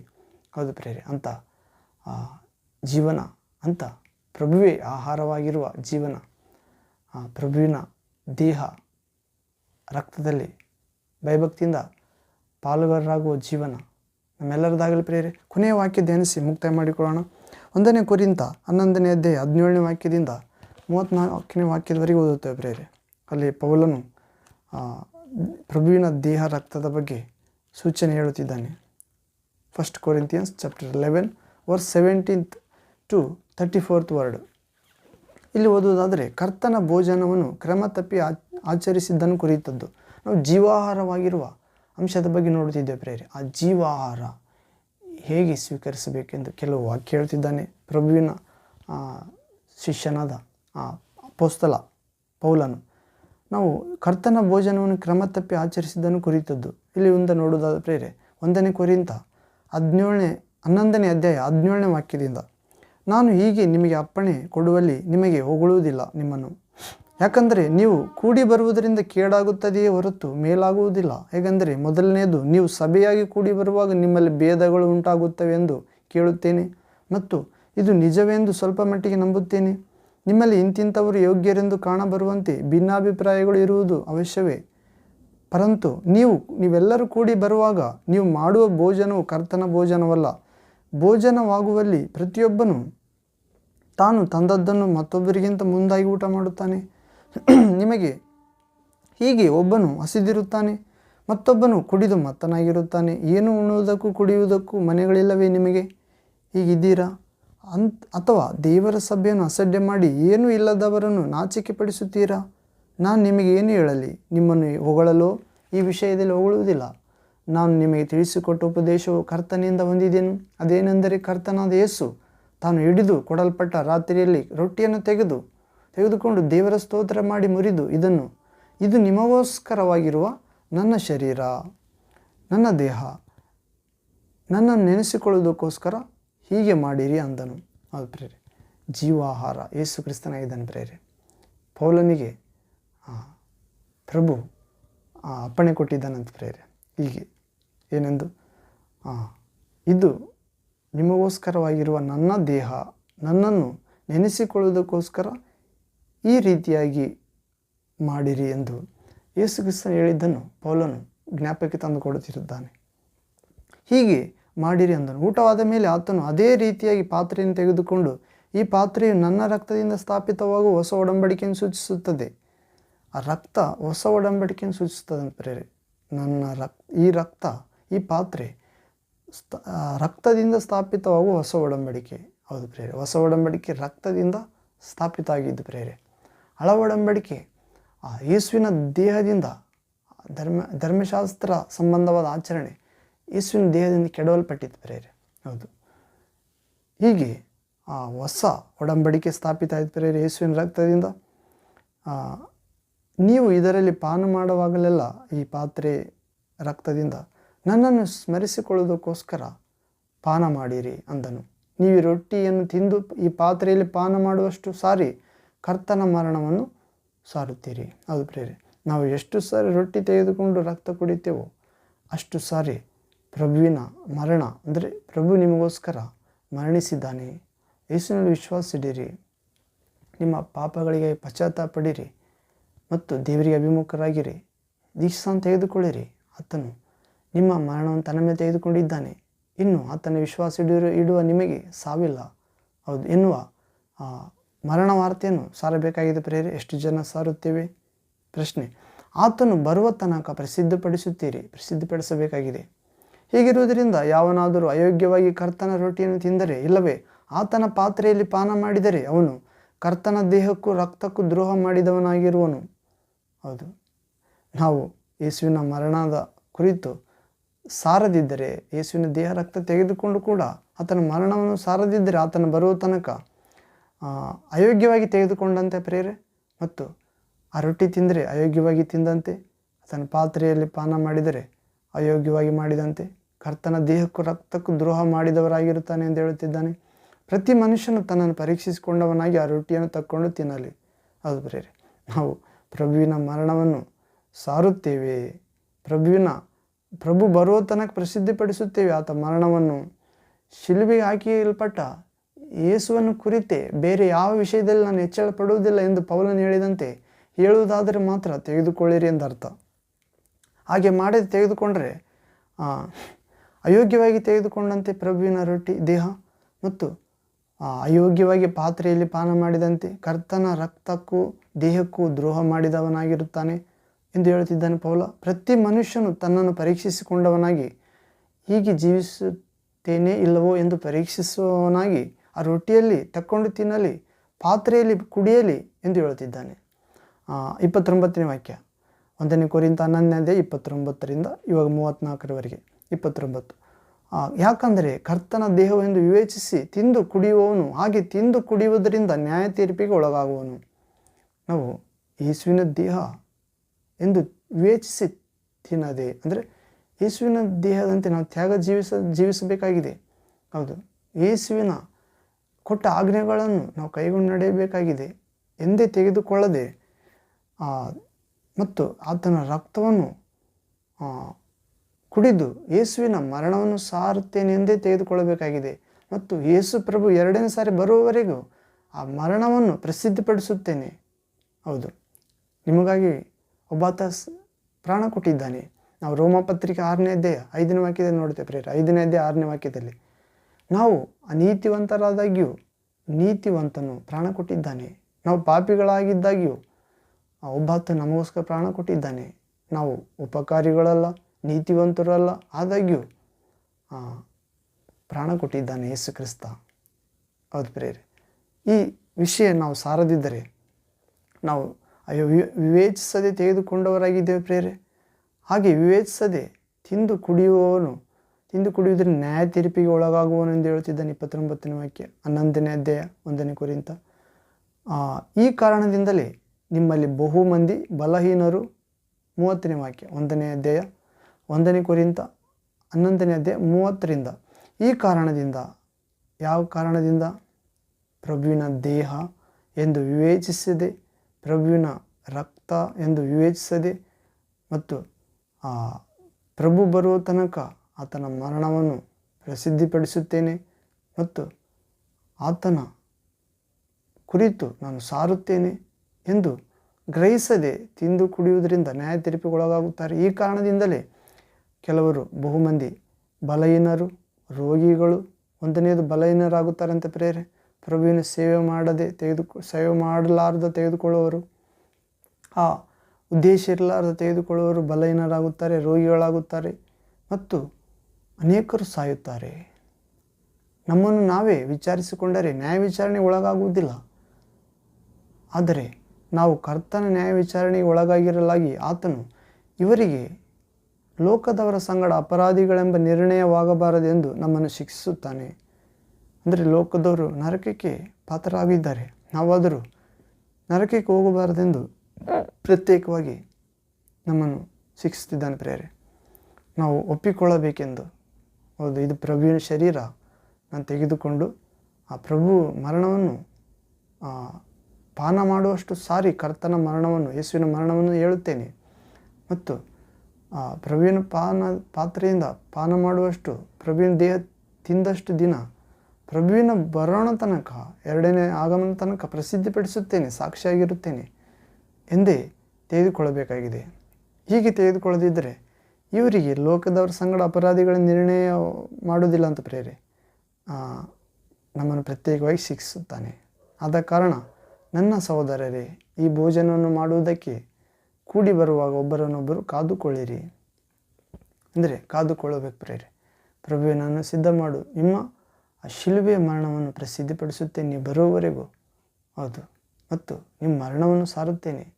ನನಗಾಗಿ ನಿನ್ನ ರಕ್ತ ಎಲ್ಲವನ್ನು ಸುರಿಸಿರುವೆ, ಹೌದು, ಪ್ರಾಣ ಕೊಡುವಷ್ಟು ಪ್ರೀತಿಸಿರುವೆ, ನನಗಾಗಿ ಗಾಯಗೊಂಡಿರುವೆ, ಉಗುಳಿಸಿಕೊಂಡಿರುವೆ, ಗಡ್ಡ ಕೀಳಿಸಿಕೊಂಡಿರುವೆ, ಮುಳ್ಳಿನ ಕಿರೀಟ ಧರಿಸಿಕೊಂಡಿರುವೆ. ಎಲ್ಲ ತಿಳಿದ ನಂತರವೇ ನಾವು ತೆಗೆದುಕೊಳ್ಳಬೇಕಾಗಿದೆ ಪ್ರೇರೆ. ಮತ್ತು ಆತನ ಯಾತನೆಗೆ, ಶಿಲುಬೆ ಮರಣಕ್ಕೆ, ಪುನರುತ್ಥಾನಕ್ಕೆ, ಪುನರಾಗಮನಕ್ಕೆ ಸಾಕ್ಷಿ ಕೊಡಬೇಕಾಗಿದೆ ಪ್ರಭು ಬರೋ ತನಕ. ಹಾಗೆ ಮಾತ್ರ ನಾವು ವಿವೇಚಿಸಿ ಕರ್ತನ ದೇಹ ರಕ್ತ ತೆಗೆದುಕೊಳ್ಳಬೇಕಾಗಿದೆ. ಆಗ ಮಾತ್ರ ನಾವು ರೋಗಿಗಳಾಗುವುದಿಲ್ಲ, ಬಲಹೀನರಾಗುವುದಿಲ್ಲ, ಸಾಯುವುದಿಲ್ಲ, ಬದಲಿಗೆ ಬಲಿಷ್ಠರಾಗುತ್ತೇವೆ, ಪರಿಶುದ್ಧವಾದ ದೇವರ ಆರೋಗ್ಯವುಳ್ಳವರಾಗಿರುತ್ತೇವೆ ಮತ್ತು ಸಜ್ಜೀವ ಅಂದರೆ ದೇವಲೋಕದ ಜೀವದಿಂದ ತುಂಬುತ್ತೇವೆ. ಮಹಿಮಾ ಶರೀರದೊಂದಿಗೆ ಪರಲೋಕ ಪ್ರವೇಶ ಆಗುವ ಅವಕಾಶ ಕೂಡ ಇರ್ತದೆ ಪ್ರೇರೆ. ಹೌದು, ಅದರಿಂದ ನಮ್ಮನ್ನು ನಾವೇ ವಿಚಾರಿಸಿಕೊಂಡರೆ ನ್ಯಾಯ ವಿಚಾರಣೆಗೆ ಒಳಗಾಗುವುದಿಲ್ಲ ಪ್ರೇರೆ. ದೇವರ ವಾಕ್ಯ ಪ್ರಕಾರ ಜೀವಿಸಿದರೆ ದೇವರು ನಮ್ಮನ್ನು ವಿಚಾರಣೆಗೆ ಒಳ ಮಾಡುವುದಿಲ್ಲ, ಶಿಕ್ಷೆಗೆ ಒಳ ಮಾಡುವುದಿಲ್ಲ. ಹೌದು ಪ್ರೇರೆ, ಸೈತಾನನನ್ನು ಖಂಡಿಸುವುದಕ್ಕೆ ಅಧಿಕಾರ ನೀಡುತ್ತಾನೆ. ಹೌದು, ಹೀಗೆ ನಾವು ಕೂಡಿ ಬಂದು ನ್ಯಾಯ ತೀರ್ಪಿಗೆ ಒಳಗಾಗಬಾರದು. ಮಿಕ್ಕಾದ ಸಂಗತಿಗಳನ್ನು ನಾನು ಬಂದಾಗ ಕ್ರಮಪಡಿಸುತ್ತೇನೆ. ಹೌದು ಪ್ರೇರೆ, ಅಲ್ಲಿ ಕೊರಿಂಥ ಸಭೆಗೆ ಪ್ರಭುವಿನ ಭೋಜನ ಕ್ರಮ ತಪ್ಪಿ ನಡೆಯುವುದರಿಂದ ಅಲ್ಲಿ ಆ ಕ್ರಮವನ್ನು ಈ ರೀತಿ ಹೇಳಿ ಆಚರಿಸಲೆಂದು ಹೇಳ್ತಿದ್ದಾನೆ ಪೌಲನು. ಹೌದು ಪ್ರೇರೆ, ಅಂತ ಜೀವಾಹಾರ, ಹೌದು ಪ್ರೇರೆ, ಅನೇಕ ವಿಷಯಗಳು ನಾವು ತಿಳಿಯದೆ ತಪ್ಪಾದ ಶಾರೀರಿಕ ಆಚಾರ ಸಂಬಂಧವಾಗಿ ಮಾಡುತ್ತಿರ್ತೇವೆ ಪ್ರೇರೆ. ಅದು ಕೆಲಸಕ್ಕೆ ಬರುವುದಿಲ್ಲ, ಬದಲಿಗೆ ನಮಗೆ ಅನಾರೋಗ್ಯಕ್ಕೆ ಕಾರಣ ಆಗ್ತದೆ, ಬಲಹೀನತೆ ಕಾರಣ ಆಗುತ್ತದೆ, ಸಾಯುವುದಕ್ಕೆ ಕಾರಣ ಆಗುತ್ತದೆ ಪ್ರೇರೆ. ಹೀಗೆ ಪ್ರಭುವಿನ ಆ ಮರಣವನ್ನು ಸಾರಬೇಕಾಗಿದೆ ಪ್ರೇರೆ. ನಾವು ಪ್ರಭು ಬರುವ ತನಕ ಕರ್ತನ ಮರಣವನ್ನು ಸಾರಬೇಕಾಗಿದೆ, ಪ್ರೀತಿಯನ್ನು ಸಾರಬೇಕಾಗಿದೆ ಪ್ರೇರೆ. ಪ್ರಭುವೇ ನಮ್ಮ ಜೀವದ ಆಹಾರವಾಗಿದ್ದಾನೆ, ಆತನ ವಾಕ್ಯವೇ ನಮ್ಮ ಪರವಶವಾಗಿದೆ, ಆತನ ವಾಕ್ಯವೇ ನಮಗೆ ಜೀವಕ್ಕೆ, ಆತ್ಮಕ್ಕೆ ಆಹಾರವಾಗಿದೆ ಅಂತ ನಾವು ಸಾರಬೇಕಾಗಿದೆ, ಅರಿತುಕೊಳ್ಳಬೇಕಾಗಿದೆ. ಹೌದು, ಆತನ ಆಹಾರ, ಆತನ ಮಾಂಸವೇ ಆಗಿದೆ ಪ್ರೇರೆ ನಮ್ಮ ಆಹಾರ. ಹೌದು, ಮತ್ತು ಕೃಪೆ ಪ್ರಭು ನಮ್ಮೆಲ್ಲರಿಗೂ ನೀಡಲು ಪ್ರೇರೆ. ಪ್ರಭುವಿನ ವಾಕ್ಯವೇ ನಾವು ಅನುದಿನ ಓದುವುದರ ಮುಖಾಂತರ ತಿನ್ನೋಣ ಪ್ರೇರೆ. ಜೀವವು ಆತ್ಮವಾಗಿವೆ ಪ್ರಭುವಿನ ಮಾತುಗಳೇ ಈ ವಾಕ್ಯದಲ್ಲಿರುವ, ಈ ಗ್ರಂಥದಲ್ಲಿರುವ ಸತ್ಯವೇದ ಪರಿಶುದ್ಧ ಗ್ರಂಥದ ಬೈಬಲ್ಗಳಲ್ಲಿರುವ ದೇವರ ವಾಕ್ಯವಾದ ಯೇಸುವಿನ ಮಾತುಗಳೇ ಜೀವ ಆತ್ಮವಾಗಿವೆ ಪ್ರೇರೆ. ದೇಹಕ್ಕೆ ಜೀವ, ಆತ್ಮಕ್ಕೆ ಶಕ್ತಿ. ಹೌದು ಪ್ರೇರೆ. ಹೀಗೆ ಜೀವ ಆಹಾರವಾಗಿ ನಾವು ಅನೇಕರಿಗೆ ಜೀವ ಕೊಡುವ ಆಹಾರವಾಗಿ ಮಾರ್ಪಡೋಣ ಪ್ರೇರೆ. ಅದು ಪ್ರಭುವಿನ ಕೈಯಲ್ಲಿ ಮುರಿಯಲ್ಪಟ್ಟ ರೊಟ್ಟಿಯಾಗಿ ಅನೇಕರಿಗೆ ಆಹಾರವಾಗೋಣ. ನಮ್ಮ ಯೋಚನೆ, ಮಾತು, ಕ್ರಿಯೆ, ಕರ್ತವ್ಯಗಳಿಂದ, ಸಾಕ್ಷಿ ಜೀವಿತದಿಂದ ಹೌದು ಪ್ರೇರೆ ಅಂಥ ಕೃಪೆ ಸ್ವರ್ಗದಿಂದ ಇಳಿದು ಬಂದ ಜೀವ ಕೊಡುವ ರೊಟ್ಟಿಯಾದ ಯೇಸು ಕ್ರಿಸ್ತ ನಿಜವಾದ ಆಹಾರ ಆದಾತನು ನಮಗೆ ಅನುಗ್ರಹಿಸಲಿ. ಆಮೇನ್ ಆಮೇನ್. ಪ್ರಾರ್ಥನೆ ಮಾಡಿ ಮುಕ್ತಾಯ ಮಾಡೋಣ ಪ್ರೇರೆ. ಪ್ರೇಯರ್. ತಂದೆಯೇ, ಸರ್ವಶಕ್ತ ದೇವರೇ, ಪ್ರೀತಿ ಸ್ವರೂಪನೇ, ಆತ್ಮ ಸ್ವರೂಪನೇ, ಧರ್ಮ ಸ್ವರೂಪನೇ, ನಮ್ಮ ಆತ್ಮಕ್ಕೆ ಆಹಾರವಾದಾತನೇ, ಪಾನವಾದಾತನೇ. ಹೌದು ತಂದೆ, ಜೀವ ಆಹಾರ ಎನ್ನುವ ವಾಕ್ಯವನ್ನು ನೋಡಿದೆವು ತಂದೆ. ನಮ್ಮ ಪೂರ್ವಜರು ಅರಣ್ಯದಲ್ಲಿ ಮನ್ನವನ್ನು ತಿಂದರು, ಆದರೂ ಅವರು ಸಾವಿಗೆ ತುತ್ತಾದರು. ಆದರೆ ನಾನು ಕೊಡುವ ರೊಟ್ಟಿ ಆದರೂ ಅಂಥದ್ದಲ್ಲ. ಈ ರೊಟ್ಟಿ ಪರಲೋಕದಿಂದ ಬಂದದ್ದು. ಈ ರೊಟ್ಟಿಯನ್ನು ತಿನ್ನುವನು ಸದಾಕಾಲ ಜೀವಿಸುತ್ತಾನೆ. ಆ ರೊಟ್ಟಿ ನಾನೇ, ನಾನು ಕೊಡುವ ಮಾಂಸವೇ ಎಂದಿದ್ದೀರಿ. ಅದು ಪ್ರಭುವೇ, ಅಂಥ ಮಾಂಸವನ್ನು ನಾವು ದಿನಕ್ಕೊಂದಾವರ್ತಿ, ವಾರಕ್ಕೊಂದಾವರ್ತಿ, ತಿಂಗಳಿಗೊಂದಾವರ್ತಿ ಯಾವಾಗ ತೆಗೆದುಕೊಂಡರೂ ಕೂಡ ಪ್ರಭುವೇ, ನಿಮ್ಮ ಮರಣವನ್ನು ಸಾರುವಂತೆ, ನೀವು ಬರುವ ತನಕ ಅದನ್ನು ಪ್ರಸಿದ್ಧಿಪಡಿಸುವಂತೆ ಅಂಥ ಜ್ಞಾನದಿಂದ, ಶಕ್ತಿಯಿಂದ, ಸಾಕ್ಷ್ಯ ಜೀವಿತದಿಂದ, ಪರಲೋಕ ಸಾಮರ್ಥ್ಯದ ಪರಿಶುದ್ಧಾತ್ಮನಿಂದ, ಜೀವ ಕೊಡುವ ಆತ್ಮನಿಂದ ತುಂಬಬೇಕೆಂದು ಹೀಗೆ ನಿಮ್ಮ ಶರೀರ ನಾವು ತ್ಯಾಗ ಜೀವಿಸುವಂತೆ ಅನುಗ್ರಹಿಸಲಿ. ಮತ್ತು ನಿಮ್ಮ ಪರಿಶುದ್ಧ ರಕ್ತ ನಮ್ಮನ್ನು ಹೊಸ ಒಡಂಬಡಿಕೆಗೆ ಮೂಲ ಕಾರಣನಾದ ಜೀವದಾಯಕ ಪ್ರಭುವಾದ ನಮಗೆ ಜೀವ ಕೊಡುವಂತಾಗಲಿ ಪ್ರಭುವೇ. ಹೌದು, ನಿಮ್ಮ ರಕ್ತದಿಂದ ಪ್ರಭುವೇ ನಾವು ಬಿಡುಗಡೆಯಾಗಿದ್ದೇವೆ. ನಿಮ್ಮ ರಕ್ತ ತಂದೆಯಾದ ದೇವರಿಗೆ ನಮ್ಮನ್ನು ಸಮಾಧಾನಪಡಿಸಿದೆ, ಮಕ್ಕಳನ್ನಾಗಿ ಮಾಡಿಸಿದೆ. ಹೌದು ಪ್ರಭುವೇ, ನಿಮ್ಮ ರಕ್ತ ನಮ್ಮ ಪಾಪಗಳನ್ನು ಪರಿಹರಿಸಿ ಪ್ರಭುವೇ ನಮ್ಮ ವಿಮೋಚಿಸಿದೆ. ಹೌದು, ಅಂಥ ಕೃಪೆ ಜೀವಾಹಾರ ಆಗಿರುವ ನಿಮ್ಮಿಂದ ನಮಗೆ ಅನುಗ್ರಹಿಸಲ್ಪಟ್ಟಿದೆ. ಅದಕ್ಕಾಗಿ ಸ್ತೋತ್ರ ಯೇಸುವೆ. ಪ್ರಭುವೇ, ಈ ವಾಕ್ಯ ಭಾಗದಿಂದ ನಮ್ಮೆಲ್ಲರಿಗೆ ದೊಡ್ಡ ಬಿಡುಗಡೆ ಉಂಟು ಮಾಡಬೇಕೆಂದು ಮತ್ತು ಮುಂಬರುವ ದಿನಗಳಲ್ಲಿ ನಾವೆಲ್ಲರೂ ಆತ್ಮಿಕ, ಮಾನಸಿಕ, ಶಾರೀರಿಕವಾಗಿ ಬೆಳಕಾಗಿ ಈ ಲೋಕಕ್ಕೆ, ಈ ಭೂಮಿ ಉಪ್ಪಾಗಿ ಜೀವಿಸುವಂತೆ, ಅಂಧಕಾರದ ಎಲ್ಲ ಶಕ್ತಿಗಳ ಮೇಲೆ ದೊಡ್ಡ ಅಧಿಕಾರ ನಡೆಸುವಂತೆ, ಅನೇಕ ಆತ್ಮಗಳನ್ನು ನಿಮ್ಮ ಕಡೆಗೆ ತಂದು ಸತ್ಯಜ್ಞಾನಕ್ಕೆ ಸೇರಿಸುವಂತೆ ಎಲ್ಲ ಅವಶ್ಯಕತೆಗಳು ನಿಮ್ಮ ಚಿತ್ತದಂತೆ ತಕ್ಕ ಕಾಲದಲ್ಲಿ ನೆರವೇರಿಸಬೇಕೆಂದು ರಾಜಾದಿರಾಜನು, ದೇವಾದಿ ದೇವರು, ಬಿಡುಗಡೆ ನಾಯಕನು, ಸುವಾರ್ಥ ವೀರನಾದ ಯೇಸು ಕ್ರಿಸ್ತ ನಾಮದಲ್ಲಿ ಪ್ರಾರ್ಥಿಸುತ್ತೇವೆ ತಂದೆ. Amen amen. Thank you father, thank you Jesus Christ, thank you Holy Ghost, fire, living water, flow. Amen. ಹೌದು ಪ್ರೇರೆ, ಜೀವಾಹಾರವಾದ ಪ್ರಭು. ಹೌದು ಪ್ರೇರೆ, ನಾವು ನೋಡಿಕೊಂಡೆವು. ಪ್ರಭುವೇ ನಮಗೆ ನಿತ್ಯ ಜೀವವಾಗಿದ್ದಾನೆ. ಲೇಖನಗಳನ್ನು ಓದುವುದರಿಂದ ನಿತ್ಯ ಜೀವ ಬರುತ್ತದೆ ಎಂದು ನೀವು ನೆನೆಸ್ತಿದ್ದೀರಾ. ಆದರೆ ನಿತ್ಯ ಜೀವ ಪಡೆಯುವುದಕ್ಕೆ ನನ್ನ ಬಳಿಗೆ ಬರುವುದಕ್ಕೆ ನಿಮಗೆ ಮನಸ್ಸಿಲ್ಲ. ಹೌದು ಪ್ರೇರೆ, ನಾವು ಬೈಬಲ್ ಗ್ರಂಥ ಓದಿದರೆ ಸಾಕಾಗುವುದಿಲ್ಲ, ಅದರ ಪ್ರಕಾರ ನಡೆಯಬೇಕಾಗಿದೆ. ಮತ್ತು ನಡೆಯುವುದಕ್ಕೆ ಶಕ್ತಿ ಕೊಡು ಪ್ರಭು, ನಿಮ್ಮ ಪರಿಶುದ್ಧ ಆತ್ಮ ನೀಡು ಸ್ವಾಮಿ ಎಂದು ಕ್ರಿಸ್ತೇಸುವನ್ನು, ತಂದೆಯನ್ನು ಪರಿಶುದ್ಧಾತ್ಮ ಬೇಡಿಕೊಳ್ಳಬೇಕಾಗಿದೆ. ಅಂತ ಜೀವವುಳ್ಳ ಜ್ಞಾನ, ಜೀವಾಹಾರವಾದ ಪ್ರಭು ಶಕ್ತಿಯೊಂದಿಗೆ ದಯಪಾಲಿಸಲಿ, ಆರೋಗ್ಯದೊಂದಿಗೆ, ಯೇಸು ಕ್ರಿಸ್ತ ನಾಮದಲ್ಲಿ. ಆಮೇನ್ ಆಮೇನ್. ಪ್ರೇರ್ ಮತ್ತೊಂದು ವಾಕ್ಯ ಭಾಗದಲ್ಲಿ ದೇವಚಿತ್ತವರು ಭೇಟಿಯಾಗೋಣ. ಅಲ್ಲಿವರೆಗೆ ತಂದೆಯಾದ ದೇವರ ಪರಲೋಕದಿಂದ ಇಳಿದು ಬಂದ ಆ ರೊಟ್ಟಿ ನಿಮಗೆ ದಯಪಾಲಿಸಲಿ. ಮತ್ತು ದೇವಕುಮಾರ ಯೇಸು ತನ್ನ ಶಿಲುಬೆಯಲ್ಲಿ ಸುರಿಸಿದ ರಕ್ತದಿಂದ ನಿಮ್ಮನ್ನು, ನಮ್ಮೆಲ್ಲರನ್ನು ಬದುಕಿಸಲಿ. ತಂದೆಯಾದ ದೇವರಿಗೆ ಸಮಾಧಾನ ಪಡಿಸಲಿ. ಮತ್ತು ಯೇಸು ಕ್ರಿಸ್ತ ವಾಗ್ದಾನ ಮಾಡಿದ ಪರಿಶುದ್ಧಾತ್ಮ ತಂದೆ ಬಳಿಯಿಂದ ನಮಗೆ ಕಳುಹಿಸಲ್ಪಟ್ಟು ನಾವು ಜೀವಾಹಾರವಾಗಿರುವ ಪ್ರಭುವನ್ನು ಆಹಾರ ಆಗಿ ಭುಜಿಸಿ ಲೋಕದಲ್ಲಿ ದೊಡ್ಡ ಬೆಳಕಾಗಿ, ಉಪ್ಪಾಗಿ ಮತ್ತು ಅನೇಕ ಮನುಷ್ಯರನ್ನು ದೇವರ ಮಕ್ಕಳನ್ನಾಗಿ ಮಾರ್ಪಡಿಸುವಂತೆ ಶಕ್ತಿ ಪಡೆಯುವಂತಾಗಲಿ, ಜ್ಞಾನ ಪಡೆಯುವಂತಾಗಲಿ, ಯೇಸು ಕ್ರಿಸ್ತ ನಾಮದಲ್ಲಿ. ಆಮೇನ್ ಆಮೇನ್. ಪ್ರೇರೆ ಮತ್ತೊಂದು ವಾಕ್ಯದ ಭಾಗದಲ್ಲಿ ಭೇಟಿಯಾಗೋಣ. ಅಲ್ಲಿವರೆಗೆ ನಿಮ್ಮ ಕುಟುಂಬ, ಸಭೆ, ಸಹವಾಸ, ನಿಮ್ಮ ಕೈ ಕೆಲಸ, ನಿಮ್ಮ ಪ್ರಯಾಣ, ನಿಮ್ಮ ವಿಶ್ವಾಸ, ಪ್ರಾರ್ಥನಾ, ಪರಿಶುದ್ಧ ಜೀವಿತದೊಂದಿಗೆ ಪ್ರಭುವಿನ ವಾಕ್ಯ ಆಹಾರವಾಗಿಯೂ ಸಮೃದ್ಧಿಯಾಗಿ ನೆಲೆಗೊಂಡಿರಲಿ, ಪಾನದಂತೆ. ಯೇಸು ನಾಮದಲ್ಲಿ. Amen amen. Thank you Jesus. Praise to Jesus. Worship you Jesus. ನನ್ನ ಸ್ತುತಿ ಪಾತ್ರನೇ ನನ್ನೇಸುವೆ, ನನ್ನ ಆರಾಧನೆಗೆ ನೀನೇ ಯೋಗ್ಯನಯ್ಯ, ನನ್ನ ಆರಾಧನೆಗೆ ನೀನೇ ಪಾತ್ರನಯ್ಯ, ನನ್ನ ಸ್ತುತಿ ಪಾತ್ರನೇ ನನ್ನೇಸುವೆ. ನಿನ್ನ ವಾಕ್ಯವೇ ನನ್ನ ಪರವಶವು, ನಿನ್ನ ವಾಕ್ಯವೇ ನನ್ನ ಆತ್ಮಕ್ಕೆ ಆಹಾರವು.